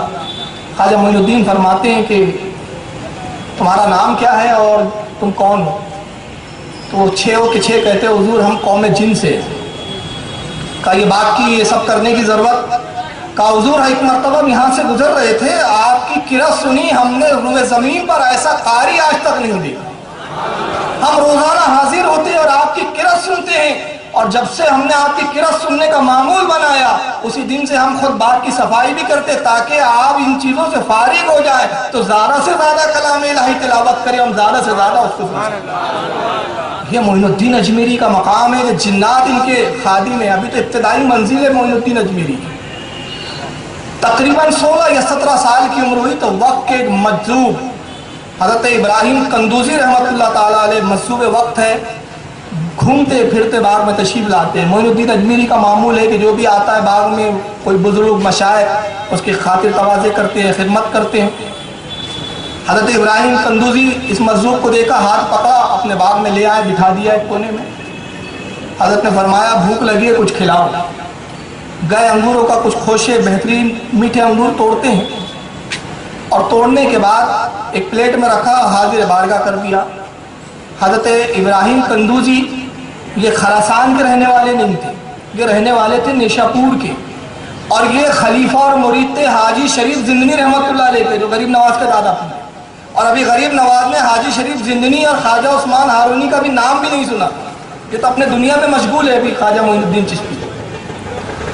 چنانچہ یہ حضرت ابراہیم پہنچتے ہیں اور اس کے بعد انگور لیتے ہیں۔ پہلا انگور اٹھایا، کھایا اور ایک جملہ فرمایا اس میں غیاث الدین کا تقویٰ ہے۔ پھر دوسرا انگور اٹھایا، پھر کھایا، کہا اس میں ام الورا کا زہد ہے، زہد کہتے عبادت کی اعلیٰ منزل۔ پھر ایک انگور اٹھایا، اس کو پھر کھایا اور فرمایا اس میں معین الدین کی محنت کا ثمرہ ہے۔ بڑے متعجب ہوئے، کہتے ہیں حضور میں آپ کو جانتا نہیں، آپ کو بزرگ سمجھ کے بعد میں لے آیا، آپ میرے باپ کو بھی جانتے ہیں، میری والدہ کو بھی جانتے ہیں، مجھے بھی جانتے ہیں، یہ معاملہ آپ سمجھائیے کیسے آپ مجھے جانتے ہیں؟ فرمایا معین الدین ہم تو اس سے زیادہ بہت کچھ جانتے ہیں، اور ہم تو وہ چیزیں دیکھ رہے ہیں جو ابھی تمہاری نگاہوں سے پوشیدہ ہے۔ عنقریب وہ وقت آنے والا ہے کہ تم پر سب کچھ ظاہر کر دیا جائے گا۔ اور اس کے بعد ایک ان کے پاس تھیلی تھی پھٹی پرانی سی، اس میں سے خلی نکالتے ہیں۔ اب یہ لفظ فارسی کا خلیل، خلی، اب یہ خلی کیا ہے؟ خلی سرسوں کا جو پھول ہوتا ہے اس کا بھوسی سے ایک روٹی بنائی جاتی ہے، اب نہیں کھاتے لوگ، یہ بزرگوں کی غذا اسی جو ہوتی ہے۔ یا تو تلی جو ہوتی ہے تل، اس کی بھوسی سے روٹی بنا لیجئے تو اس کو خلی کہا جاتا ہے، یا سرسوں کے پھول کی بھوسی جو نکلتی ہے اس کو خلی کہتے ہیں۔ چھوٹا سو کا ٹکڑا نکالا خلی کا، اس کے 2 ٹکڑے کیے۔ کہتے ہیں معین الدین حاجی شریف زندنی نے مجھ سے کہا تھا، یہ ٹکڑا روٹی کا دیا تھا، کہا کہ یہ اس شخص کا حق ہے جو اس کے لائق ہے، اور ابراہیم اس کو تلاش کر، جب تو اس کو پالے گا تو خود جان جائے گا کہ اس کا حقدار کون ہے یہ اس کو عطا کرنے گا۔ آج میرا دل کہہ رہا ہے کہ اس کے حقدار تم ہی ہو، لو اس ٹکڑے کو کھا لو، تم نے ہماری خاطر کی، ہمارا بھی فرض ہے کہ ہم تمہاری کچھ خدمت کریں۔ اس کھلی کا آدھا حصہ کیا، آدھا خود کھایا، آدھا معین الدین چشتی کو دیتے ہیں۔ سرکار معین الدین نے جیسی اس کھلی کے ٹکڑے کو کھایا، دل کی دنیا بدل چکی تھی، یک لخت دنیا سے نفرت پیدا ہو گئی۔ سیدھا اس کے بعد آپ بازار تشریف لاتے ہیں، اعلان کرتے ہیں لوگوں کون ہے جو میرا باغ خریدے۔ کچھ امیر قبیر آگے بڑھے، کہا کہ ہم آپ کا باغ خریدنے کے لیے تیار ہیں۔ بولی ہوئی، آخری بولی جہاں پر رک گئی اس قیمت میں باغ فروخت کیا، پنچکی فروخت کیا، سب بیچ دیا، پورا مال اور اثاثہ اور روپیہ لے کر خواجہ غریب نواز آتے ہیں، اور آنے کے بعد بازار میں بیچ چوراہے پر رکھ دیتے ہیں، اور اس کے بعد ارشاد فرماتے ہیں لوگوں جو اس کا مستحق ہے وہ آئے اور یہ لے کے چلے جائے۔ پورا اللہ کی راہ میں خرچ کر دیا۔ یہاں سے بات اور ایک ذہن ملتا ہے کہ بزرگیت کی ابتدا ترک دنیا سے شروع ہوتی ہے، اور یہ ناممکن ہے کہ کوئی عیش و عشرت میں بھی رہے اور سمجھے کہ میں اللہ کا ولی ہوں، میں بزرگ ہوں، یہ ممکن نہیں ہے۔ ایک میان میں دو تلوار نہیں رہ سکتی۔ اس کے لیے میں ایک حوالہ بھی دے دیتا ہوں، میں حوالے سے بات کرتا ہوں۔ عوارف المعارف یہ کتاب ہے حضرت خواجہ سہروردی رحمۃ اللہ تعالی علیہ۔ یہ کتاب وہ ہے جو بارگاہ غوث اعظم میں پیش کی گئی ہے۔ تصوف کی وہ معرکۃ الآراء کتاب ہے عوارف المعارف، الحمدللہ میرے پاس موجود ہے وہ کتاب، جو دلچسپی رکھتے ہیں اس کا مطالعہ کریں۔ نظام الدین اولیاء فرماتے ہیں، خواجہ نظام الدین اولیاء، جس نے عوارف المعارف نہیں پڑھا اس نے تصوف کی تے کو بھی نہیں سمجھا، اور آپ اپنی مجلس میں درد دیتے رہے۔ عوارف المعارف میں شیخ شہاب الدین سہروردی رحمۃ اللہ علیہ کیا فرماتے ہیں؟ ولایت کے 100 درجے ہیں، ولایت کے 100 درجے ہیں، ہر درجے کی ابتدا ترک دنیا سے شروع ہوتی ہے، دنیا کو چھوڑ۔ تو آپ دیکھیں گے جتنے اولیاء گزرے ہیں جب وہ ولایت کی منزلوں پہ قدم رکھتے ہیں تو سب سے پہلے دنیا ترک کرتے ہیں۔ اور سلسلہ چشتیہ کو اگر آپ دیکھیں، خواجہ حضرت ابراہیم ابن ادہم ہے، یہ بلخ کے بادشاہ تھے اور شہنشاہ تھے، جب دنیا کو اور تخت کو ٹھوکر ماری ولایت کی اعلیٰ منزل پر فائز ہوئے۔ غریب نواز نے تو ٹھوکر ماری دولت کو، ولایت کی اعلیٰ منزل پر فائز ہوئے۔ حضرت خواجہ مخدوم اشرف جہانگیر سمنانی رحمۃ اللہ علیہ نے سمنا کو ٹھوکر ماری، تب ولایت کی اعلیٰ منزل پر پہنچے۔ یہ سلسلہ چشتیہ کی کڑی ملیں گی کہ اس سلسلے میں اپنے وقت کے تاجدار بھی ہیں، اپنے وقت کے شہنشاہ بھی ہیں، مگر جب ولایت کی منزلوں پہ قدم رکھتے ہیں تو پہلے دولت اور دنیا کو ٹھوکر مارتے ہوئے نظر آتے۔ سب کچھ فروخت کیا، اور اس کے بعد آپ خراسان سے نکلتے ہیں۔ جب خراسان سے آپ نکلے، ایک وادی میں آپ عبادت کر رہے ہیں، اور یہ زمانہ وہ ہے حضرت غریب نواز کی عمر 17 سال ہے اس وقت جب آپ نے باغ فروخت کر کے، حضرت غوث اعظم رضی اللہ تعالیٰ عنہ ضعیفی کا وقت ہے۔ اور یہاں ایک بات اور بتا دوں کہ سرکار غوث اعظم اور خواجہ معین الدین چشتی رحمۃ اللہ تعالیٰ علیہ رشتہ دار ہیں۔ کس طرح سے حضرت غوث اعظم ماموں ہوتے ہیں خواجہ غریب نواز، اور رشتہ کیا ہے؟ سرکار غریب نواز کی والدہ ام الورا سگی چچازاد بہن ہے غوث اعظم کی، سگی چچازاد بہن، اس نسبت سے ماموں ہے۔ کہ خراسان میں جن دنوں سرکار غریب نواز ریاضت اور مجاہدی کی منزلوں سے گزر رہے تھے، اسی زمانے میں سرکار غوث اعظم نے بغداد میں منبر پر اعلان فرمایا، میرا یہ قدم دنیا کے تمام اولیاء کی گردن پر ہے، میرا یہ قدم تمام اللہ کے ولیوں کی گردنوں پر ہے۔ جیسے ہی یہ اعلان فرمایا، اللہ تعالیٰ نے خواجہ حضرت غوث اعظم کی اس آواز کو تمام اولیاء تک پہنچایا۔ خراسان میں معین الدین اجمیری کے کانوں میں وہ آواز جاتی ہے، اور جب آواز پہنچی تو دنیا میں جتنے اولیاء تھے سب نے کہا بے شک آپ کا قدم ہمارے کاندھوں پر ہے، صدقتا یا شیخ، آپ نے سچ فرمایا، آپ کا قدم ہمارے کاندھوں پر۔ مگر آپ غریب نواز اور معین الدین اجمیری کی فرما برداری پہ قربان جائیں، آپ جھکتے ہیں حد رکوع اور حد سجدہ تک، اور اس کے بعد ایک جملہ فرماتے ہیں، اے شیخ آپ کا قدم میری گردن پر نہیں بلکہ میرے سر پر، میری آنکھوں پر، میری پلکوں پر۔ جب یہ جملہ فرمایا، خراسان کہاں ہے، بغداد کہاں ہے، بہت میلوں کا فاصلہ ہے، خواجہ غریب نواز وہاں غوث اعظم کی آواز سنتے ہیں، فرما برداری کرتے ہیں، اور وہی منظر کو غوث اعظم بغداد سے ملاحظہ کرتے ہیں، اور ارشاد فرماتے لوگوں غیاث الدین کے بیٹے معین الدین نے فرما برداری میں حد درجے مبالغہ کیا، ان قریب بارگاہ غوثیت سے ہندوستان کی ولایت سے نوازا جائے گا۔ یہ ہندوستان کی ولایت صدقہ ہے غوث اعظم کا جو بارگاہ رسالت سے عطا ہوا ہے۔ اللہ کے نبی بھی کسی کے وسیلے کے بغیر کسی کو نہیں دیتے، وسیلہ ہے یا غوث اعظم عطا کرنے والے ہیں رسول اعظم۔ خراسان کی ان وادیوں سے آپ نکل کر اور اس کے بعد آگے سفر اور دوسرے علاقوں کی طرف نکلتے کہ علوم باطنی اور ظاہری کو مزید اضافہ کیا جائے۔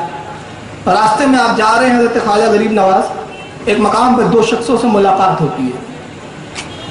انہوں نے سلام کیا، کہا کہ اے مسافر، ہم بھی مسافر ہیں، ہمارے پاس کوئی چیز سامان نہیں ہے، ہم بھوکے ہیں، بھوک سے مر رہے ہیں، آپ کے پاس روٹی ہو تو دے دیجیے۔ سرکار غریب نواز کے پاس جو کچھ اس وقت میسر تھا کھانے کی اشیاء سب کچھ ان کو دے دی۔ پھر وہ دونوں نوجوان کہتے ہیں کہ اے شخص، اے مسافر، تم نے کھانا تو کھلا دیا لیکن آگے کے سفر ہمیں اور کرنا ہے، ہمارے پاس کچھ روپیے پیسے نہیں ہیں، ضرورت محسوس ہوں گی، اگر تمہارے پاس کچھ رقم ہو تو وہ بھی دے دو۔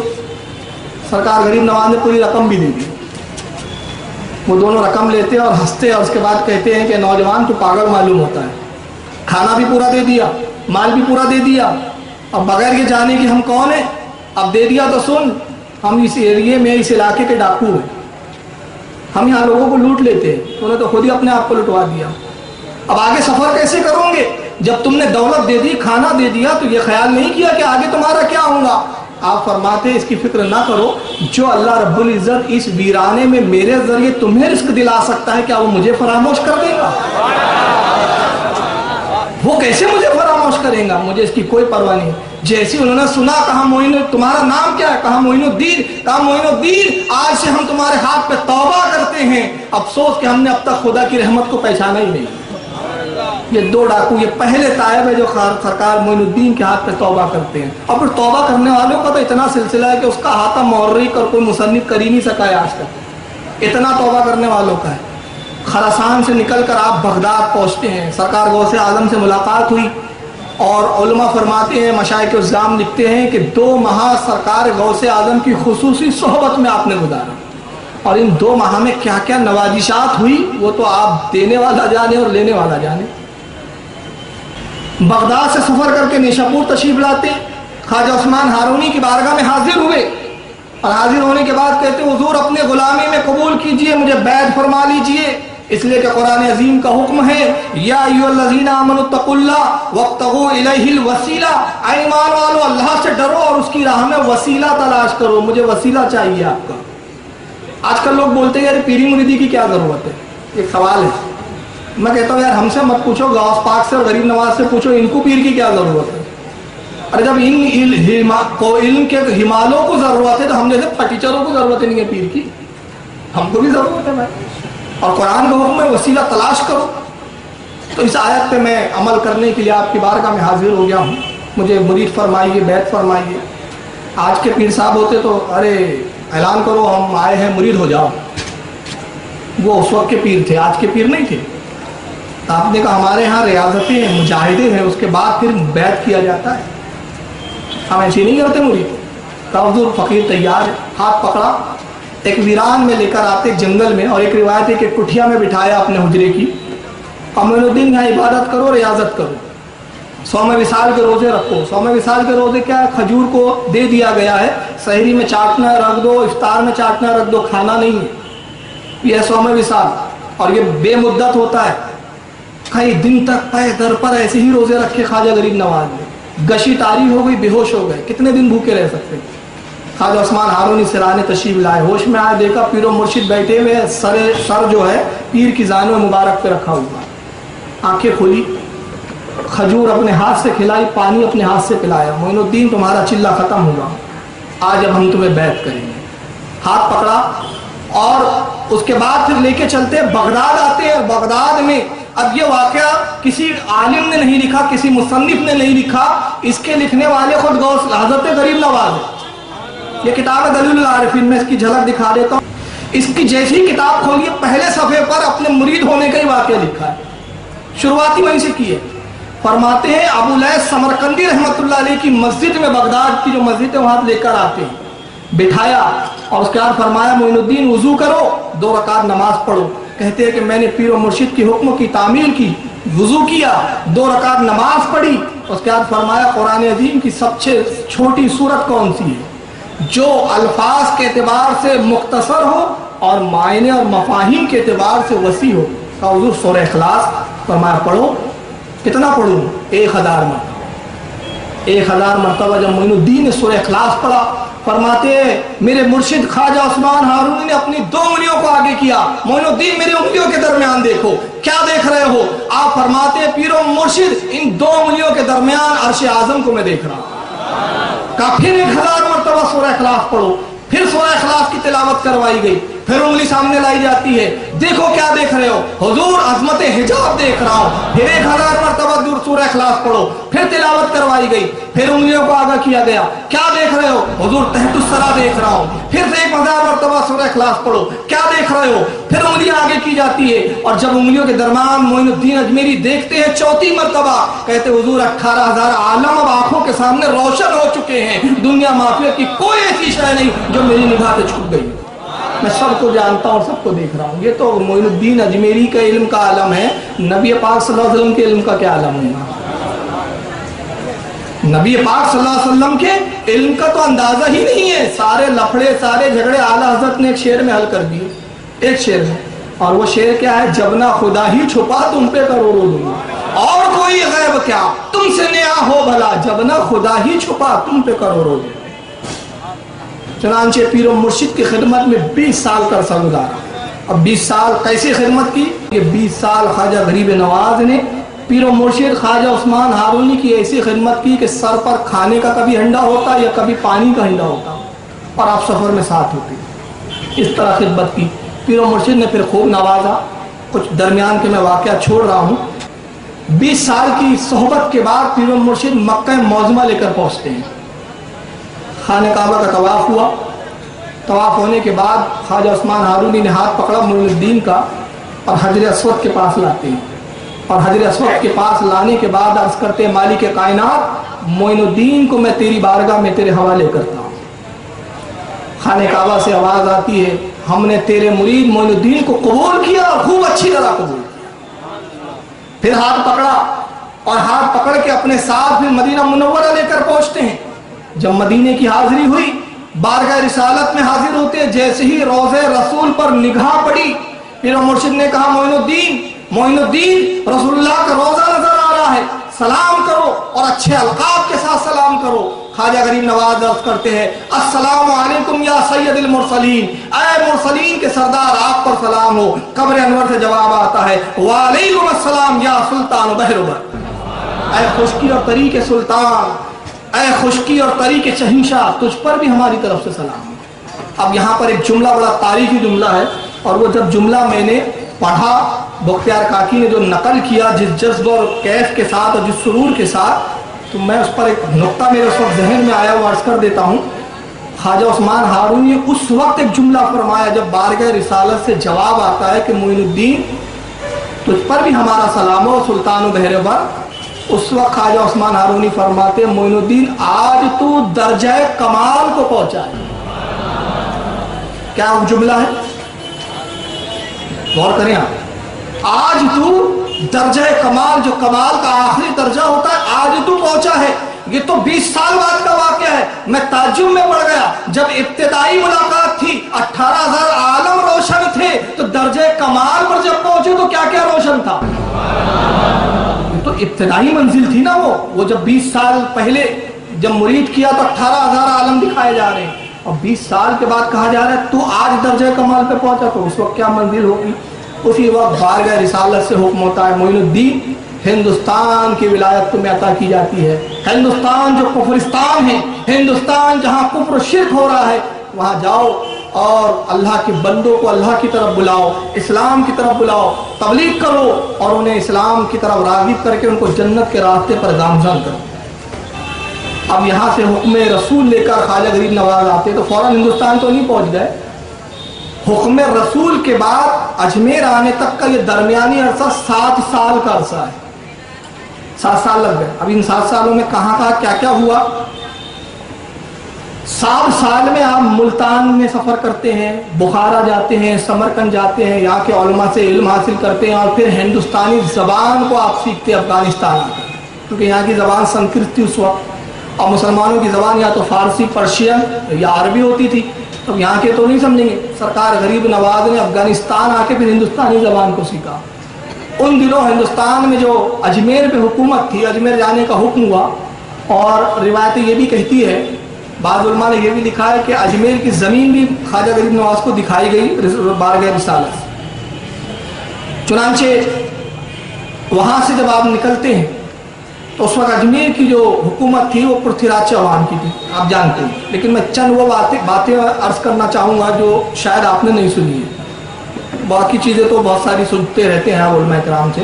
میری کوشش ہوتی ہے کہ میں نئے گوشے لاؤں اور نئی چیزیں، نئی تحقیقیں سامنے رکھوں.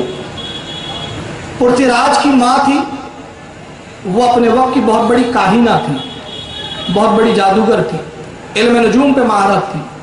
اس نے علم نجوم کے بل پہ جان لیا تھا کہ ایک فقیر ہندوستان میں آئیں گا اور وہ میرے بیٹے پرتھوی راج چوہان کی حکومت کی اینٹ سے اینٹ بجا دے گا. چنانچہ ایک دن وہ سو رہی تھی، ہڑبڑا کے خواب سے بیدار ہوتی ہے. پرتھوی راج کو بلوایا گیا. کہتی ہے بیٹا میں نے ایک بڑا بھیانک سپنا دیکھا ہے، خواب دیکھا ہے، فوراً دربار منعقد کرو. دربار منعقد ہوا. یہ مہارانی آتی ہے جس کا نام سبیتا تاریخ میں بیان کیا گیا. سبیتا نام تھا اس کا، پرتھوی راج کی ماں.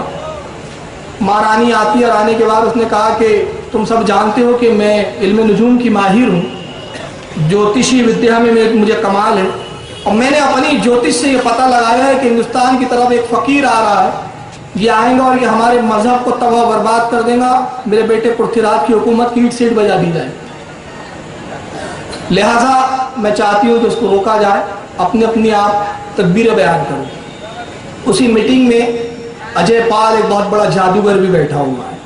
یہ جادوگر وہ ہے جو حکومت سے جس کو نوازا جاتا ہے، تنخواہ دی جاتی. پرتھوی راج چوہان اس کو بڑا مانتا تھا. ایک بہت بڑا مہنت، ایک بہت بڑا مہاتما جو ان کے نزدیک بہت بڑا ان کا پجاری جس کا نام رام پرکاش ہے، وہ بھی بیٹھا ہوا ہے. چنانچہ سب دربار میں بیٹھے ہوئے ہیں. تو رام پرکاش کھڑا ہوتا ہے، کہتا ہے کہ مہارانی صاحبہ میں معافی چاہتا ہوں، آپ نے بتایا کہ ایک فقیر آ رہا ہے، تو ایک فقیر ہماری اتنی بڑی حکومت کو کیسے تباہ کر سکتا ہے؟ ایک فقیر سے ڈرنے کی کیا بات ہے؟ ہمارے 2-4 سپاہی جائیں گے، اسے قتل کرائیں گے. کہا خاموش، تجھے نہیں معلوم اس فقیر میں کتنی روحانی قوتیں ہیں. اگر پرتھوی راج کی پوری فوج بھی اس کے مقابلے میں آ جائے تو اس پر غالب نہیں آ سکتی. اس کو اگر مارا جا سکتا ہے تو صرف دھوکہ بازی اور فریب سے ہی مارا جا سکتا ہے. چنانچہ ایک وہاں پر ایک اور بیٹھا ہوا ہے مہنت، وہ کھڑا ہوتا ہے جس کا نام بھوٹان ہے. بھوٹان اور یہ علاقہ تو وہاں کے بھوٹان کے بہت بڑے یہ جادوگر تھے. وہ کہتا ہے کہ میرے پاس ایک ودیا ہے، ایسے آرٹسٹ لائے جائیں جو کسی کا حلیہ بتائے تو تصویر بنا سکتے. جیسے آج بھی ہوتے ہیں نا پولیس ڈپارٹمنٹ میں، ایسے لوگ حلیہ بتاتا ہے کہ مجرم ایسا تھا ایسا، تو بنا لیتے اسکیچ کر کے. تو میں ایسی ودیا جانتا ہوں کہ میں آنکھ بند کروں گا تو اس فقیر کو میں دیکھ لوں گا، میں حلیہ بتاؤں گا، اس کی تصویر بنا لی جائے، چاروں طرف تصویروں کو پھیلا دیا جائے اور اعلان کر دیا جائے جو شخص اس شخص کو گرفتار کر لے اور اس کو قتل کر دے اس کو انعام دیا جائے. 4 مصور، 4 تصویر بنانے والے حاضر کیے گئے. بھوٹان بیٹھتا ہے، اس نے اپنی چالو کی تپسیا جو بھی اس کا گن تھا، اور اس گر کے حساب سے اس نے آنکھیں بند کی اور خواجہ غریب نواز کی شکل و صورت اس کی نگاہوں کے سامنے آتی ہے. حلیہ بتاتا ہے، 4 مصور اس کے بتائے ہوئے حلیے کے مطابق تصویر بناتے ہیں. جب 4 تصویر ملائی گئی تو عالم یہ تھا کہ 4 تصویر ایک جیسی ہی تھی اور غریب نواز کی تصویر تھی. اس تصویر کی پھر بہت ساری فوٹو کی گئی اور وہ پھیلا دی گئی مختلف قصبوں میں، مختلف سرحدوں میں، کہ اس فقیر کو جہاں پاؤ فوراً قتل کرو. پرتھوی راج نے بہت بڑا انعام کا اعلان کیا. رام پرکاش یہ جو بہت بڑا مہنت ہے اور بہت بڑا جادوگر ہے، یہ تنہا سرکار غریب نواز کی کھوج میں نکلتا ہے، تلاش کر رہا ہے، مارے مارے پھر رہا ہے. اچانک ایک دن اس کی نظر پڑتی ہے، ملتان کی سرحد پر ملاقات ہوتی ہے. تصویر نکالی، دیکھا اور یہی تو فقیر معلوم ہوتا ہے. حلیہ بدلا اور حلیہ مسلمانوں کی طرح بنایا. ویسے یہ پنڈت لوگ ویسے بھی داڑھیاں رکھتے تھے، کرتا پائجامہ پہن لیا، ٹوپی پہن لیا. حلیہ مسلمانوں کا بناتا ہے اور خواجہ غریب نواز کے ارد گرد گھومتا رہتا ہے، منڈلاتا رہتا ہے. اور اس درمیان میں ایک خنجر اس نے زہر میں بجھا کے تیار کیا. جب پوری تیاری ہو گئی تو مسلمان بن کے حضرت خواجہ غریب نواز کی خدمت میں جاتا ہے اور کہتا ہے کہ حضور آپ کی بارگاہ میں میں حاضر ہوا ہوں، مرید ہونا چاہتا ہوں، مرید فرما لیجیے۔ حضرت مسکرا کے فرماتے ہیں کہ وہ محل کا جو پلان ہے اس کے مطابق عمل کیوں نہیں کرتا؟ انتظار کس بات کا ہے؟ مہارانی نے جو تجھے حکم دیا، پرتھویراج نے جو انعام کا اعلان کیا، اس پر عمل کیوں نہیں کرتا تاکہ انعام پائے؟ بس جیسی جملہ سنا بدن پہ تھرتھری کانپنے لگی، بغل میں خنجر چھپایا تھا، خنجر گر پڑا۔ کہتا حضور آپ نے کیسے جان لیا؟ کہا یہ چھوڑو، یہ تو میرے رب نے مجھے یہ علم دیا ہے۔ کہا جس رب نے آپ کو یہ علم دیا کہ اس راز کو آپ جان لے، تو جو آپ کے آقا رسول اللہ نے ان کو کیا علم دیا ہوگا؟ اسلام سچا مذہب ہے، ہاتھ بڑھائیے کہ میں اسلام میں داخل ہوں۔ یہ رام پرکاش پہلا فرد ہے جو ہندوستان کی سرزمین کا جو اسلام قبول کرتا ہے، اور سرکار معین الدین اس کا نام ضیاء الرحمان تجویز فرماتے ہیں۔ پھر اس کو مرید فرمایا، اپنے ساتھ لے کر پھر ہندوستان کے مختلف علاقوں میں سیر کرتے ہوئے لاہور کی سرزمین پر تشریف لاتے ہیں۔ اب یہ آپ کا خادم خاص بن چکا ہے، نام ضیاء الرحمان ہے، اب رام پرکاش نہیں ہے۔ داتا گنج بخش لاہوری ہندوستان میں بہت پہلے آ چکے تھے۔ اس کے بعد ضیاء الرحمان کو ساتھ لیا، اپنے لاہور کی سرزمین پر آتے اور 2 مہینے حضرت داتا گنج بخش لاہوری، جن کا نام تھا علی حجوری، ان کا نام داتا نہیں ہے، ان کا نام ہے حضرت علی حجوری رحمۃ اللہ تعالیٰ علیہ، ان کے روزے پر چلہ کرتے ہیں۔ جس جگہ حضرت معین الدین نے چلہ کیا تھا، آج بھی لاہور کی سرزمین پر وہ چلہ ویسے ہی محفوظ رکھا گیا ہے، اور وہاں لوگ زیارت کرتے ہیں، فیوز و برکات لیتے ہیں۔ 2 ماہ جب چلہ کشی سے آپ فارغ ہوئے تو ان 2 ماہ میں کیا چلوں میں آپ کو ملا، وہ داتا گنج بخش جانے اور لینے والا معین الدین جانے۔ جب وہاں سے آپ فارغ ہوئے تو آپ نے بے ساختہ داتا گنج بخش لاہوری کی مزار پر ایک فارسی زبان میں شعر کہا، وہ شعر میں پڑھتا ہوں، اور وہ شعر اس کے بعد ہی جو غریب نواز نے جملے کہے، داتا گنج بخش لاہوری کا لقب بن گیا۔ وہ شعر یہ تھا، آپ فرماتے ہیں گنج بخش فیض عالم مظہر نور خدا۔ گنج بخش، گنج کس کو کہتے ہیں؟ گنج کہتے ہیں جہاں بہت چیزیں ذخیرہ کر کے رکھی جاتی ہے، جیسے بولتے ہیں نا یہ اناج کا گنج، یعنی جہاں بہت سارا اناج رکھا جاتا ہو، یہ فلاں چیز کا گنج، جہاں بڑی چیز۔ تو آپ کہتے ہیں کہ سرکار داتا گنج بخش لاہوری علی حجوری کا مقام وہ ہے کہ یہ فیض کا خزانہ ہے۔ گنج بخش یہ بخشش کا خزانہ ہے، گنج بخش فیض عالم، جس کا فیض پورے عالم پر پھیلا ہوا ہے، مظہر نور خدا، جو اللہ کے نور کا مظہر ہے۔ ناقصہ را پیر کامل، کاملہ را رہنما، یہ وہ ہے جو ناقصوں کو پیر کامل بناتے ہیں اور پیر کاملوں کے رہنما ہیں۔ یہ اشعار انہوں نے وہاں پڑھے، اور اسی کو ڈاکٹر اقبال نے، جن کو یہ شعر سے تکلیف ہو، کچھ لوگوں کو کیا ہے یہ ایسے چیزوں سے بڑی تکلیف ہوتی ہے، یار یہ ولی کو تم نے کیا سے کیا بنا دیا، تو ڈاکٹر اقبال کو بہت لوگ مانتے ہیں، تو ڈاکٹر اقبال کیا کہتے ہیں ذرا سن لیجیے۔ اسی مضمون کو، اسی چیز کو ڈاکٹر اقبال نے اپنے دیوان میں، کل میں ڈاکٹر اقبال کے وہ شعر بھی سناؤں گا انشاءاللہ جو غریب نواز کی شان میں اقبال لکھا ہے، اور فتویٰ لگانا ہے تو اقبال پہ لگائیں۔ اقبال کہتا ہے سید حجور مخدوم امم، مرکد او پیر سنجرا راہ حرم۔ یہ ڈاکٹر اقبال کے تاثرات ہیں۔ تو وہاں سے جو فیوز و برکات لے کے آپ نکلتے لاہور سے نکل کر آپ دہلی کا سفر فرماتے ہیں۔ اب دہلی میں ایک درمیان کا ایک شہر آتا ہے پٹیالہ، ابھی بھی موجود ہے، وہی نام ہے، نام بھی نہیں بدلا۔ پٹیالہ میں آپ نے قیام فرمایا سرکار غریب نواز نے۔ وہاں پر ایک پجاری رہتا تھا، اور وہ پجاری جو ہے اس کو معلوم ہوا، اس تک بھی خبر پہنچ چکی تھی، پرتھویراج چوہان کے جاسوس پہنچا چکے تھے کہ ایسا ایسا فقیر ہندوستان میں آ چکا ہے، جہاں دیکھو قتل کر دو۔ وہ پجاری سرکار غریب نواز کے مقابلے کے لیے نکلتا ہے کہ یہ شخص، اس کے اپنے علم سے پتہ چلا کہ وہ فقیر میرے علاقے میں آیا پٹیالہ میں، کہا یہ یہاں آئیں گا تو یہاں مسلمان بنائیں گا اور یہاں کے لوگوں کو ہمارے مذہب سے ہٹا دیں گا۔ پہنچا، اور پہنچنے کے بعد کہتا ہے کہ معین الدین تمہارا ہی نام ہے؟ کہا ہاں۔ کہا سنا ہے کہ تم بہت بڑے فقیر ہو اور تم ہمارا دھرم پریورتن کرنے آئے ہو، بدلنے آئے ہو۔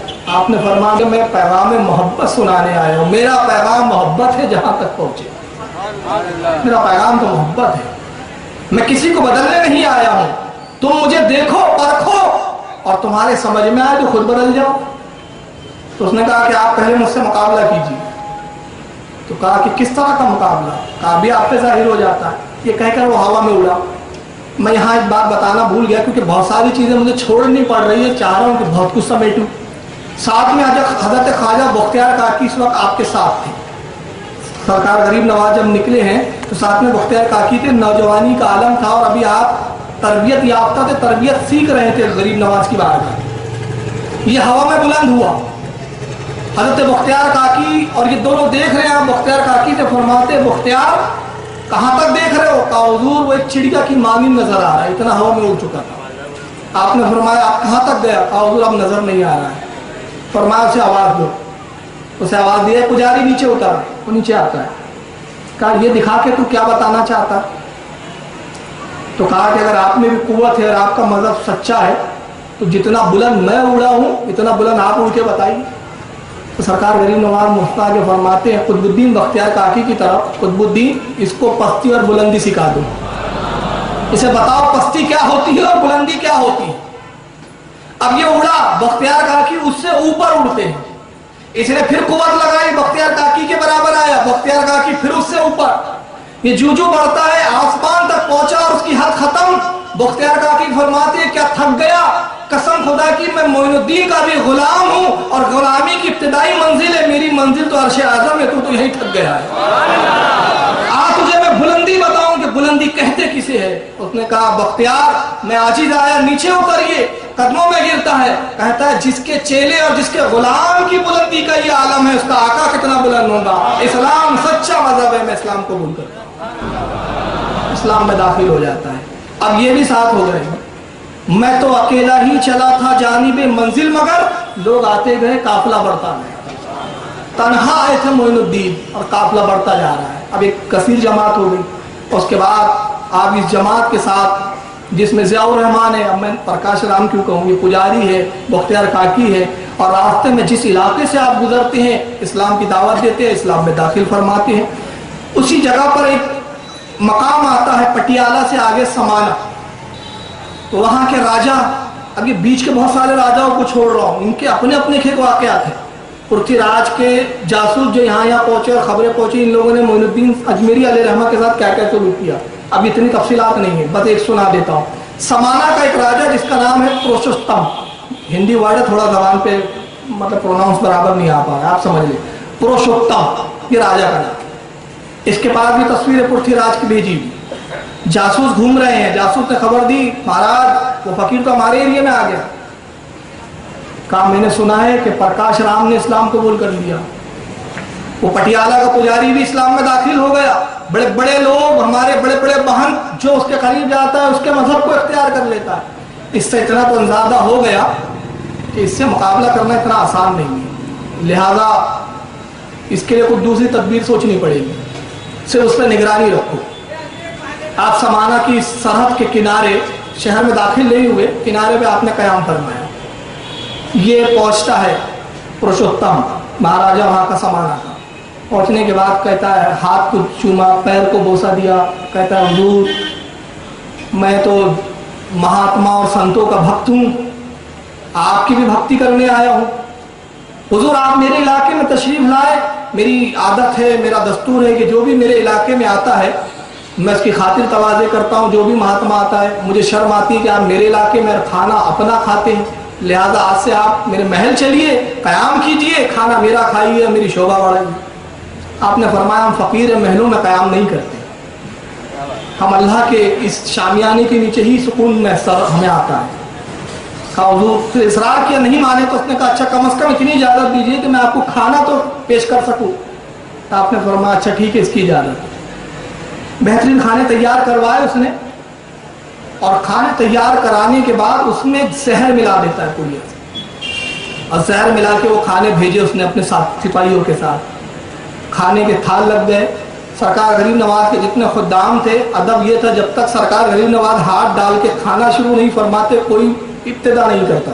یہ ادب تھا, اور آج بھی ادب ہے الحمدللہ ہمارے یہاں کہ علماء کی جو دعوتیں ہوتی ہیں اس میں جب تک کوئی عالم, جو بڑا عالم ہے, شروع نہ کرے, کوئی شروع نہیں کرتا, سب بیٹھے ہوئے کھانے کے پاس. سرکار غریب نواز نے کاغذ لیا, جیب سے کاغذ نکالا, اس پر کچھ انگلی سے تحریر کیا, اور وہ سپاہی کھڑے ہوئے. تحریر کرنے کے بعد اس کاغذ کو زمین پر رکھ دیا. وہ لوگ منظر کیا دیکھتے ہیں, اس کھانے کا زہر نکلتا ہے کھانے سے ہوا میں اڑ کے اس کاغذ میں جمع ہو رہا ہے.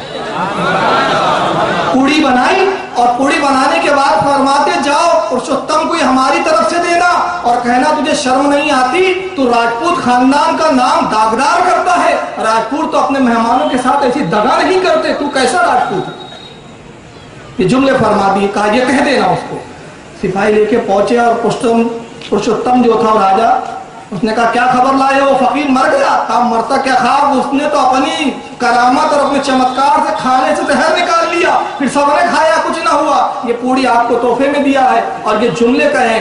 پرشوتم کی ماں کھڑی ہوئی تھی پاس میں, اس نے کہا تجھ پر لعنت ہو, تو نے راجپوت خاندان کی ناک کٹا دی, تجھ جیسا بیٹا میں نے جنا نہ ہوتا تو بہتر ہوتا.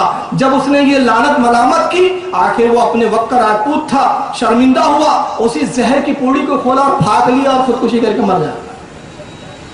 مگر اس کا جب واقعات کی چرچا ہوئی تو سمانہ کی بڑی آبادی غریب نواز کی خدمت میں آتی ہے. جو بزرگ کھانے سے زہر باہر نکال دے اس کا یہ عالم ہے. تو اگر ہم نے یہ سنا ہے کہ نبی نے زہر کی بوٹی اٹھائی تو بوٹی نے اس سے کلام کیا, تو یہ ناممکن نہیں ہو سکتا کہ اس کے غلام کا یہ عالم ہے. تو آقا ہے. اسلام سچا مذہب ہے, ہمیں اسلام میں داخل فرمائے. اس سمانہ کی آبادی اسلام لا رہی ہے. اس کے بعد سمانہ سے نکل کر پھر آپ اب اجمیر کی سرزمین میں داخل ہوتے. اونٹ کا واقعہ آپ نے بہت بار سنا ہے, میں اس کو ترک کر رہا ہوں کہ اونٹ آپ ایک مقام پر بیٹھے اور بیٹھنے کے بعد وہ سپاہیوں نے منع کیا, کہا کہ یہاں مت بیٹھو. فرمایا کیوں, کہا یہاں اونٹ بیٹھتے. راجا کتاب نے کہا اونٹ بیٹھتے تو بیٹھ ہی رہ جائیں, بہرحال وہ اٹھے نہیں. تو یہ واقعہ مشہور ہے, آپ نے سنا ہے. وہاں سے اٹھ کر آپ کہاں تشریف لاتے ہیں, آنا ساگر. آج بھی وہ تالاب موجود ہے, البتہ بہت گندا ہو گیا ہے, اس کا پانی بڑا عجیب ہو گیا ہے, وہیں لوگ نہاتے ہیں. اس وقت وہ بڑا صاف ستھرا تھا اور اس کا پانی پورے اجمیر کے لوگ استعمال کیا کرتے. اور آس پاس انا ساگر کے بہت سارے مندر تھے. اس کا نام انا ساگر کیوں تھا اس تالاب کا؟ پرتھی راج کا جو باب تھا اس کا نام تھا انا دیو. انا دیو نے یہ تالاب تعمیر کیا تھا. انا دیو کے نام کی نسبت سے اس کا نام تھا انا ساگر. وہ حالانکہ انا تھا لیکن انا کا وہ انا وہ انا ہو گیا. جیسے ہمارے یہاں ناگپور ہے, ناگ کھنی کے یہاں جہاں اس لیے ناگپور ہے. تو ایسے بہت سارے علاقے جس کے نام بگڑ گئے, جیسے کہ بھالدار پورا, یہ ہے بھالے دار پورا, مگر اس کو کر دیا ہم نے بھالدار پورا, تو وہ نام بگڑ جاتے ہیں. ویسے وہ انا ساگر تھا, وہ ہو گیا انا ساگر. اس کے کنارے آپ نے قیام کیا, بہت سارے مندر بنے ہوئے تھے. ایک بڑا مندر تھا جہاں پرتھی راج اور اس کی ماں عبادت کیا کرتی تھی. اور اس مندر کا جو پجاری تھا بڑا, اس پجاری کا نام تھا رام دیو. یہی بڑا پجاری, یہی پوجا پاٹ کرتا تھا. سرکار غریب نواز نے قیام کیا, رام دیو نے پیغام پہنچایا کہ فقیر تو اب انا ساگر آ گیا ہے, کیا کیا جائے مہاراجا, کیا حکم ہے؟ اگر اجازت ہو تو میں اپنا جادو سے کچھ جنتر منتر کروں. تو پرتھی راج تک بھی خبریں آ رہی تھی سب کیا ہو رہا ہے. تو اس نے کہا کہ ابھی نہ کرو, جب وہ فقیر غافل ہو جائے ہماری طرف سے تب ہم حملہ کریں گے. ابھی وہ چوکنا ہے اور ابھی تمہیں کچھ کرنے کی ضرورت نہیں ہے, تم انتظار کرو. اس نے اپنے چند سپاہیوں کو بھیجے اور بھیجنے کے بعد کہتا ہے کہ انا ساگر پہ پہلا بٹھا دو, اس کو پانی نہ لینے دو. یہ واقعات بھی سنے کہ پھر آپ نے وہ لوٹے میں پانی لے لیا, میں اس کو بھی ابھی ترک کروا ہوں. یہ واقعات مشہور ہے, آپ سنتے رہتے ہیں. اب اس کے بعد ایک معاملہ کیا ہوتا ہے, کرامت دکھائی آپ نے, پھر انا ساگر کا پانی لوٹا دیا. مگر اتنا سب ہونے کے بعد بھی پرتھی راج کی عقل نہیں آئی ٹھکانے. ماں نے سمجھایا پرتھی راج اس فقیر کی قوت اور طاقت کو تو بھی دیکھ چکا ہے, میں بھی دیکھ چکی ہوں. جس نے پورے اجمیر کے پانی کو, مورخین لکھتے ہیں کہ جب وہ پانی انا ساگر کا لوٹے میں لیا تو صرف انا ساگر کا پانی نہیں آیا تھا, پورے اجمیر کے کنویں خشک ہو گئے تھے. بلکہ یہاں تک لکھا گیا ہے, حضرت مفتی غلام سرور لاہوری رحمۃ اللہ علیہ لکھتے ہیں کہ ماں کی چھاتیوں کے دودھ تک سوکھ چکے تھے. یہ عالم ہو گیا تھا. جب اس نے معافی طلب کی, آپ نے پانی لوٹایا. پانی لوٹانے کے بعد وہ جو معاملہ تھا وہ صحیح ہوا. اب معاملہ کیا ہوتا ہے وہاں پر, وہ تھوڑا میں اشارہ میں بول جاؤں گا کیونکہ دوسرے قوم کے لوگ بھی سنتے ہیں, آپ سمجھ جائیں کہ جب غریب نواز کے چاہنے والے وہاں موجود تھے, آس پاس مندر ہے, تو بڑے جانوروں کو زیادہ کثرت سے کھایا کرتے تھے. اب آپ سمجھیے, میں زیادہ کھولنا نہیں چاہتا. اس سے ہوئی ان کو تکلیف, کیونکہ ان کے ہاں اس کی عزت و احترام تھی. تو ایک دن پورے جتنے پجاری تھے مندر کے سب جمع ہوئے, کہا کہ مہاراج تو ہمارے بزدل ہو گئے پرتھی راج صاحب, یہ ہمارے دھرم کا بالکل یہاں پہ یہ دیوالیاں نکالنے پہ تلا ہوا ہے یہ فقیر. ان چیزوں کو بھی اس کے ماننے والے کھا جاتے ہیں جن کی ہم عبادت کرتے پرستش کرتے ہیں اور ہم سے دیکھا نہیں جاتا. ہم تو اب اس پر جو اپنا بس ہے جو ہم کر سکتے کریں. میٹنگ طے ہوئی اور اس کے بعد یہ پورے کے پورے لوگ سرکار غریب نواز کی طرف بڑھتے ہیں حملہ کرنے, اور سب اپنے وقت کے چھو منتر والے جادو گھنٹے والے. اس وقت ظہر کی نماز سرکار غریب نواز ادا فرما رہے ہیں. کچھ لوگ نماز سے فارغ ہو چکے ہیں, سنتیں ادا کر رہے ہیں, کچھ سنتوں سے فارغ ہو چکے ہیں. یہ سارے پجاریوں کو آتے ہوئے دیکھا, گھبرا گئے. اس کے بعد سرکار غریب نواز کی خدمت میں ایک دوڑتے ہوئے آتا ہے انتظار میں کہ حضرت سلام پھیرے تو کہوں کہ حضرت یہ سب پجاری آئے ہوئے نہ جانے کیا کریں. پجاری آئے, کہا کہ کہاں ہے وہ تمہارا صوفی بزرگ, اس نے ہمارے دھرم کا ستیہ ناش کر دیا ہے, اس سے کہو کہ یہاں سے جائے اور جگہ تبدیل کرے. تو انہوں نے کہا ٹھہرو, ابھی وہ نماز پڑھ رہے ہیں. انہوں نے کہا ہم نہیں جانتے, ابھی فوراً یہاں سے ہٹو, یہاں سے چلو اٹھو. انہوں نے کہا بھائی وہ ابھی نماز سے فارغ ہوں گے, ان سے گفتگو کر لو ہمارے پیر سے. ابھی گفتگو ہو رہی تھی, انہوں نے جادو منتر پڑھنے شروع کیے اور ان کی طرف جادو کے وار کرنے شروع کرتے ہیں. نتیجہ یہ ہوا کہ سرکار معین الدین کے بعد مریدین وہیں پر گر کے تڑپنے لگتے. عجیب عجیب ان پہ حالات اور کیفیتیں طاری ہوئی. ادھر سرکار غریب نواز نے سلام پھیرا اور وہیں پاس جہاں قیام تھے, جہاں نماز پڑھ رہے تھے, پاس ہی سے آپ ایک مٹھی میں مٹی لیتے ہیں, وہاں کی ریت لیتے ہیں, اور وہ لینے کے بعد آیت الکرسی تلاوت فرماتے ہیں اور اس پہ دم کیا.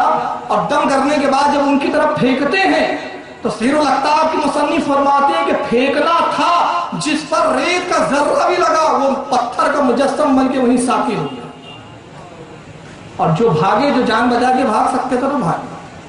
پھر ایک جو نگاہ رحمت اپنے مریدین پہ ڈالی تو سب صحیح و سالم. اب یہ بھاگنے والے پہنچتے اور بھاگنے کے بعد رام دیو کو آواز دیتے, مہاراج غضب ہو گیا, اس نے تو ہمارے لوگوں کو پتھر کے مجسموں میں تبدیل کر دیا. اچھا یہ سلسلہ چشتیہ کی بڑی عجیب کرامت ہے یار. بات یاد آ رہی ہے تو عرض کرنا چاہتا ہوں. چٹھی آ رہی ہے کہ وقت کی پابندی, کیونکہ پرمیشن کا بھی معاملہ ہے ہمارے یہاں. بس 15 منٹ میں بولوں گا, انشاءاللہ پھر کل دیکھیں گے. بہرحال بات یاد آ رہی ہے. سلسلہ چشتی کے ایک بزرگ ہے مخدوم اشرف جہانگیر سمنانی, نام تو سنا ہے آپ نے, کچوچا کے بزرگ ہے, اپنے وقت کے غوث عالم ہے.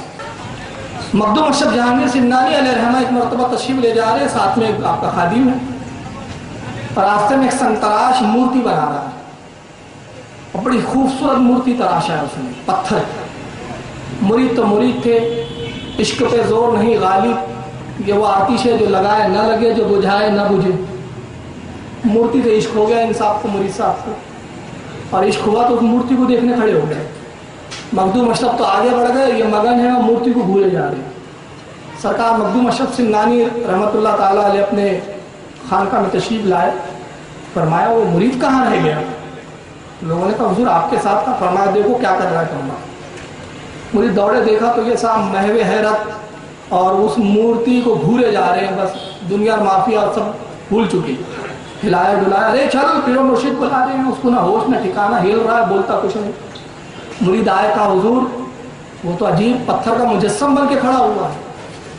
ہوش و حواس جاتے رہے. اس مورتی کی جو سنتراش بنا رہا ہے اس کی عشق میں مبتلا ہو گیا.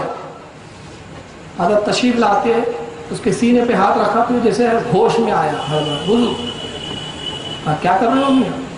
کہا حضور کھڑا ہوں, اسے دیکھا, محبت ہے اس سے. کہا حضور محبت تو ہے, آپ سے کیا چھپانا ہے, آپ تو دلوں کے بھید اور دلوں کے حالات جانتے.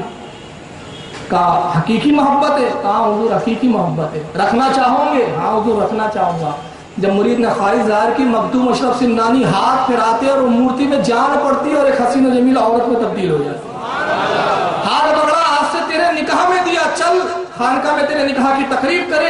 علماء فرماتے اس سے اولادیں ہوئی, مگر اس کی 3 نسل تک اولادوں کا یہ حال رہا کہ ناخن پتھر کے رہتے, باقی پورا جسم انسانوں کا رہتا, تاکہ یہ نشانی رہے کہ یہ اس کی نسل سے ہیں, اس بت کی نسل سے جس کو مخدوم نے اپنی کرامت سے عورت میں تبدیل کیا ہے.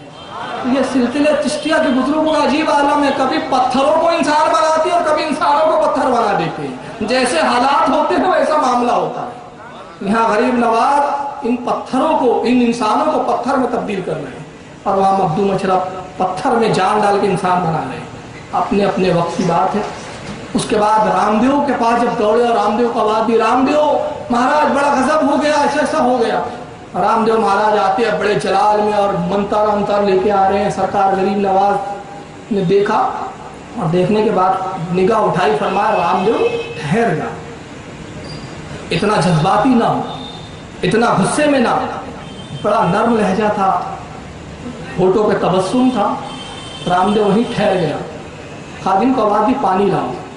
خادم نے پانی لایا، سرکار غریب نواز نے پانی پیا اور پینے کے بعد جو پیالے میں بچ گیا رامدیو کی طرف بڑھاتے کہتے پہلے پانی پی لے، اس کے بعد پھر جو چائے کرنا۔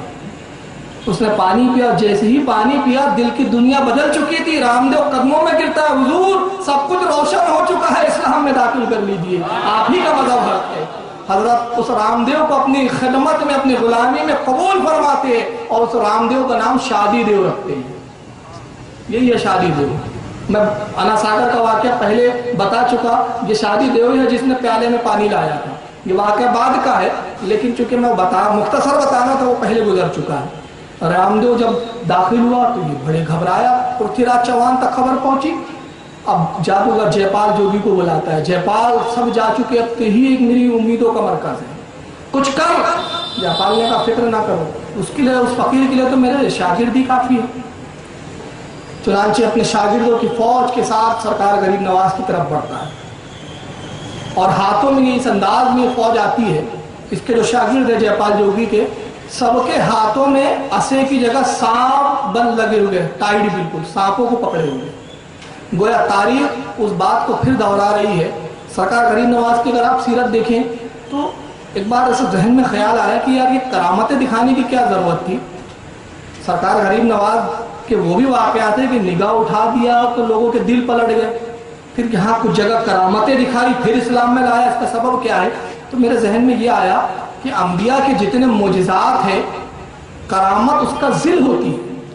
حضرت شاہ عبداللہ محدث دہلوی رحمۃ اللہ تعالی علیہ جو اپنے وقت کے محدث ہے، اپنی کتاب فتح الغیب جو سرکار غوث اعظم کی کتاب ہے اس کی فارسی زبان میں شرح کی، فتح الغیب میں فرماتے ہیں کہ ولایت معجزے کا ذل ہوتا ہے۔ ذل کہتے ہیں سائے کو، معجزہ اصل ہے اور جو ولایت ہے، جو کرامت ہے، اس کا سایہ ہے۔ اور سایہ کب ہوں گا؟ جب وجود ہوں گا۔ ہمارا سایہ کب ہوں گا؟ جب ہمارا وجود ہوں گا۔ تو جب وجودوں کا انکار ہوتا ہے، معجزہ وجود ہے، لوگوں جب معجزے میں شکوک کرتے ہیں، ولی کرامت دکھاتے ہیں اور دکھا کے بتاتے ہیں کہ جب ہم نبی کے غلام ہو کر، انبیاء کے خادم ہو کر، ہم میں یہ اللہ تعالیٰ نے قوت دی ہے، تو ہمارے نبی ہے اور ہمارے انبیاء کے جو معجزے ہیں اس پر شک نہ لانا ورنہ ایمان سے خارج ہو جائے۔ تو یہ اولیاء کرامت اس لیے دکھاتے ہیں۔ چنانچہ وہ رامدیو جب اسلام لاتا ہے، سرکار نے شادی دیو نام فرمایا، جے پال جوگی کو بھیجا جاتا ہے۔ کثیر فوج جادوگروں کے ساتھ آتا ہے، ہاتھوں میں سانپ ہے۔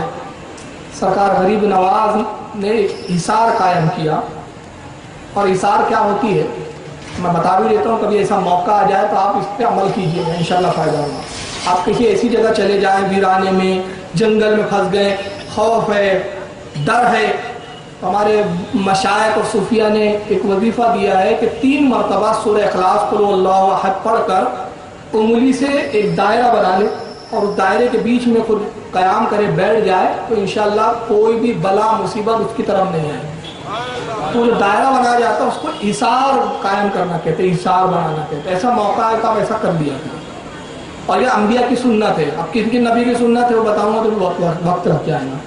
غریب نواز نے بھی حصار قائم کیا، جب سانپ انہوں نے چھوڑے حصار تک آتے اور سب پھر لکڑی کے مانند ہو کے وہیں گر کے ختم ہو جاتے۔ سارے جادوگر جب عزیز آ گئے تو جے پال جوگی ایسا کے قریب آتا ہے، آنے کے بعد کہتا معین الدین میرا چمتکار دیکھو، میرا جادو دیکھو، اور اگر تم میں اس کے مقابلے کی ہمت ہو تو اس کا مقابلہ، اس کے جو ہے توڑ پیدا پیش کریں گے۔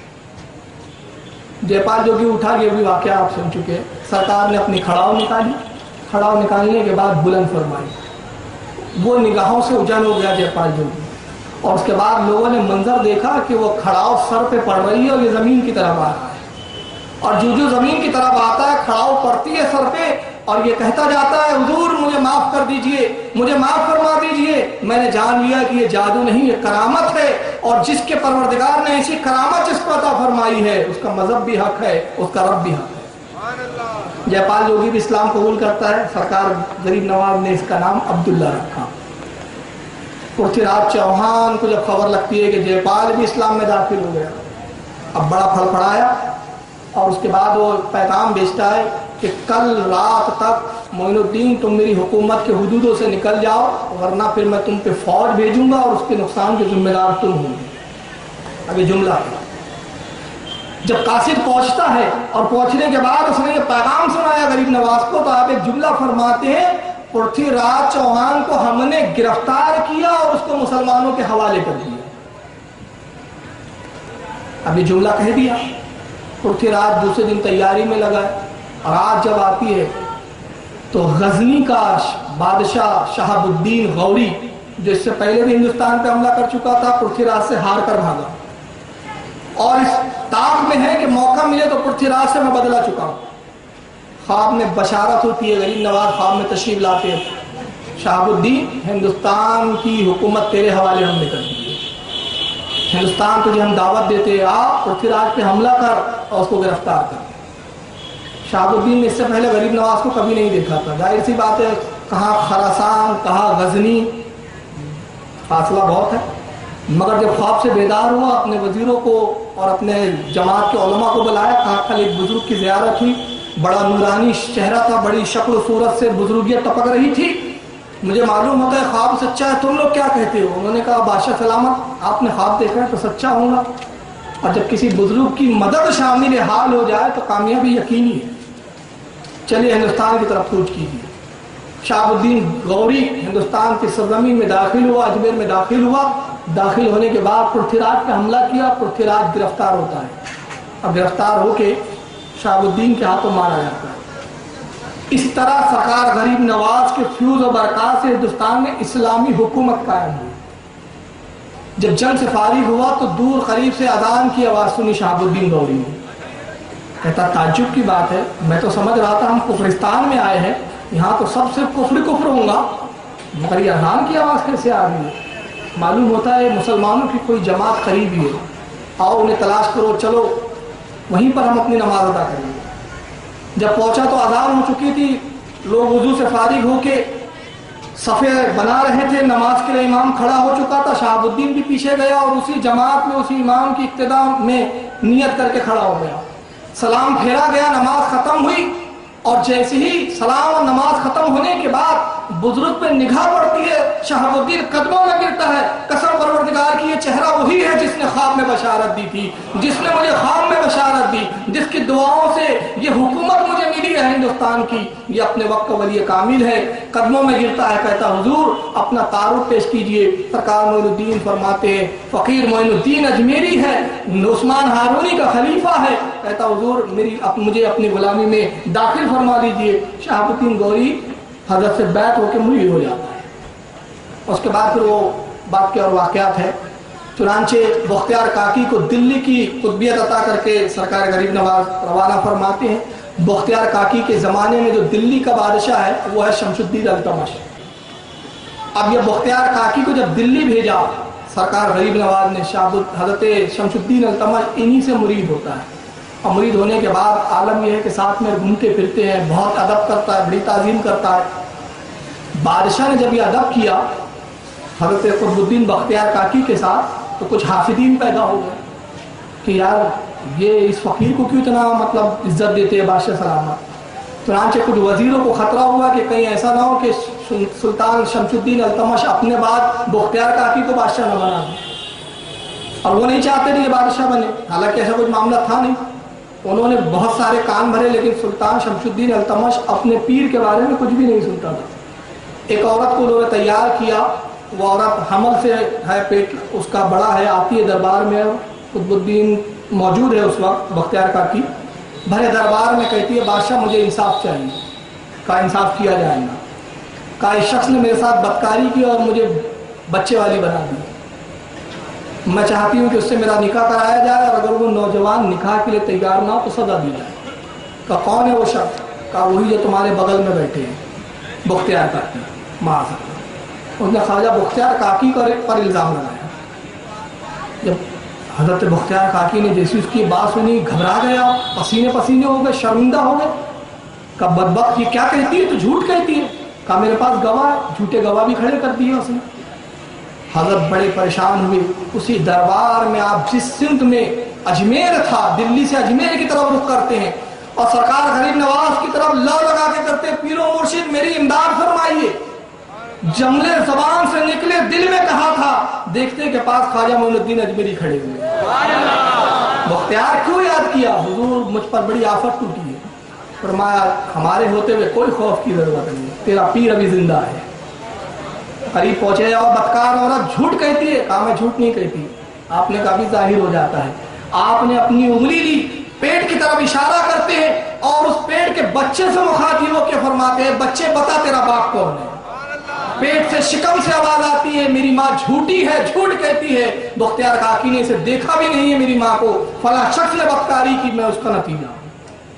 بادشاہ نے اس عورت کو بھی قتل کیا اور اس کے ہوا خواہ اس کو بھی قتل کر دیا. یہ سرکار غریب نواز کی اتنی کرامات ہے. پھر اس کے بعد اور وہ ایک بڑا تفصیل ہے, 97 سال کی عمر میں 97 سال کی عمر ہوئی سرکار غریب نواز کی.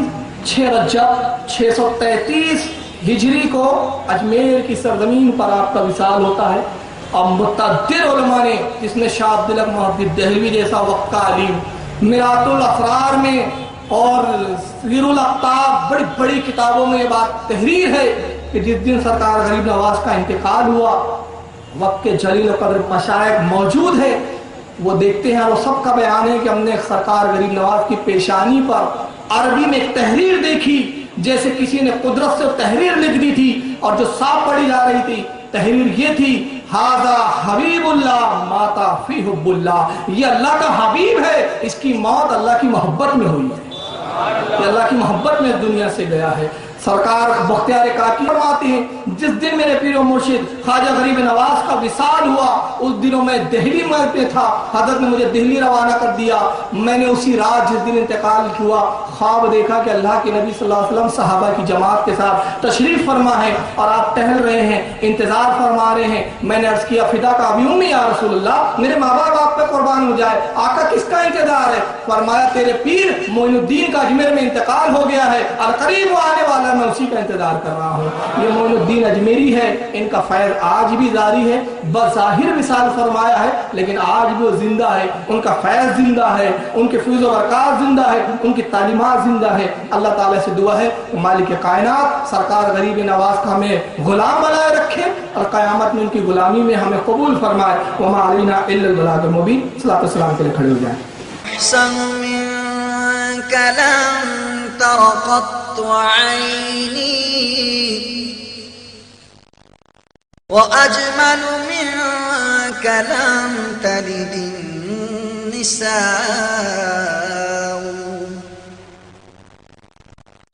خلقت مبرأ من كل عيب كأنك قد خلقت كما تشاء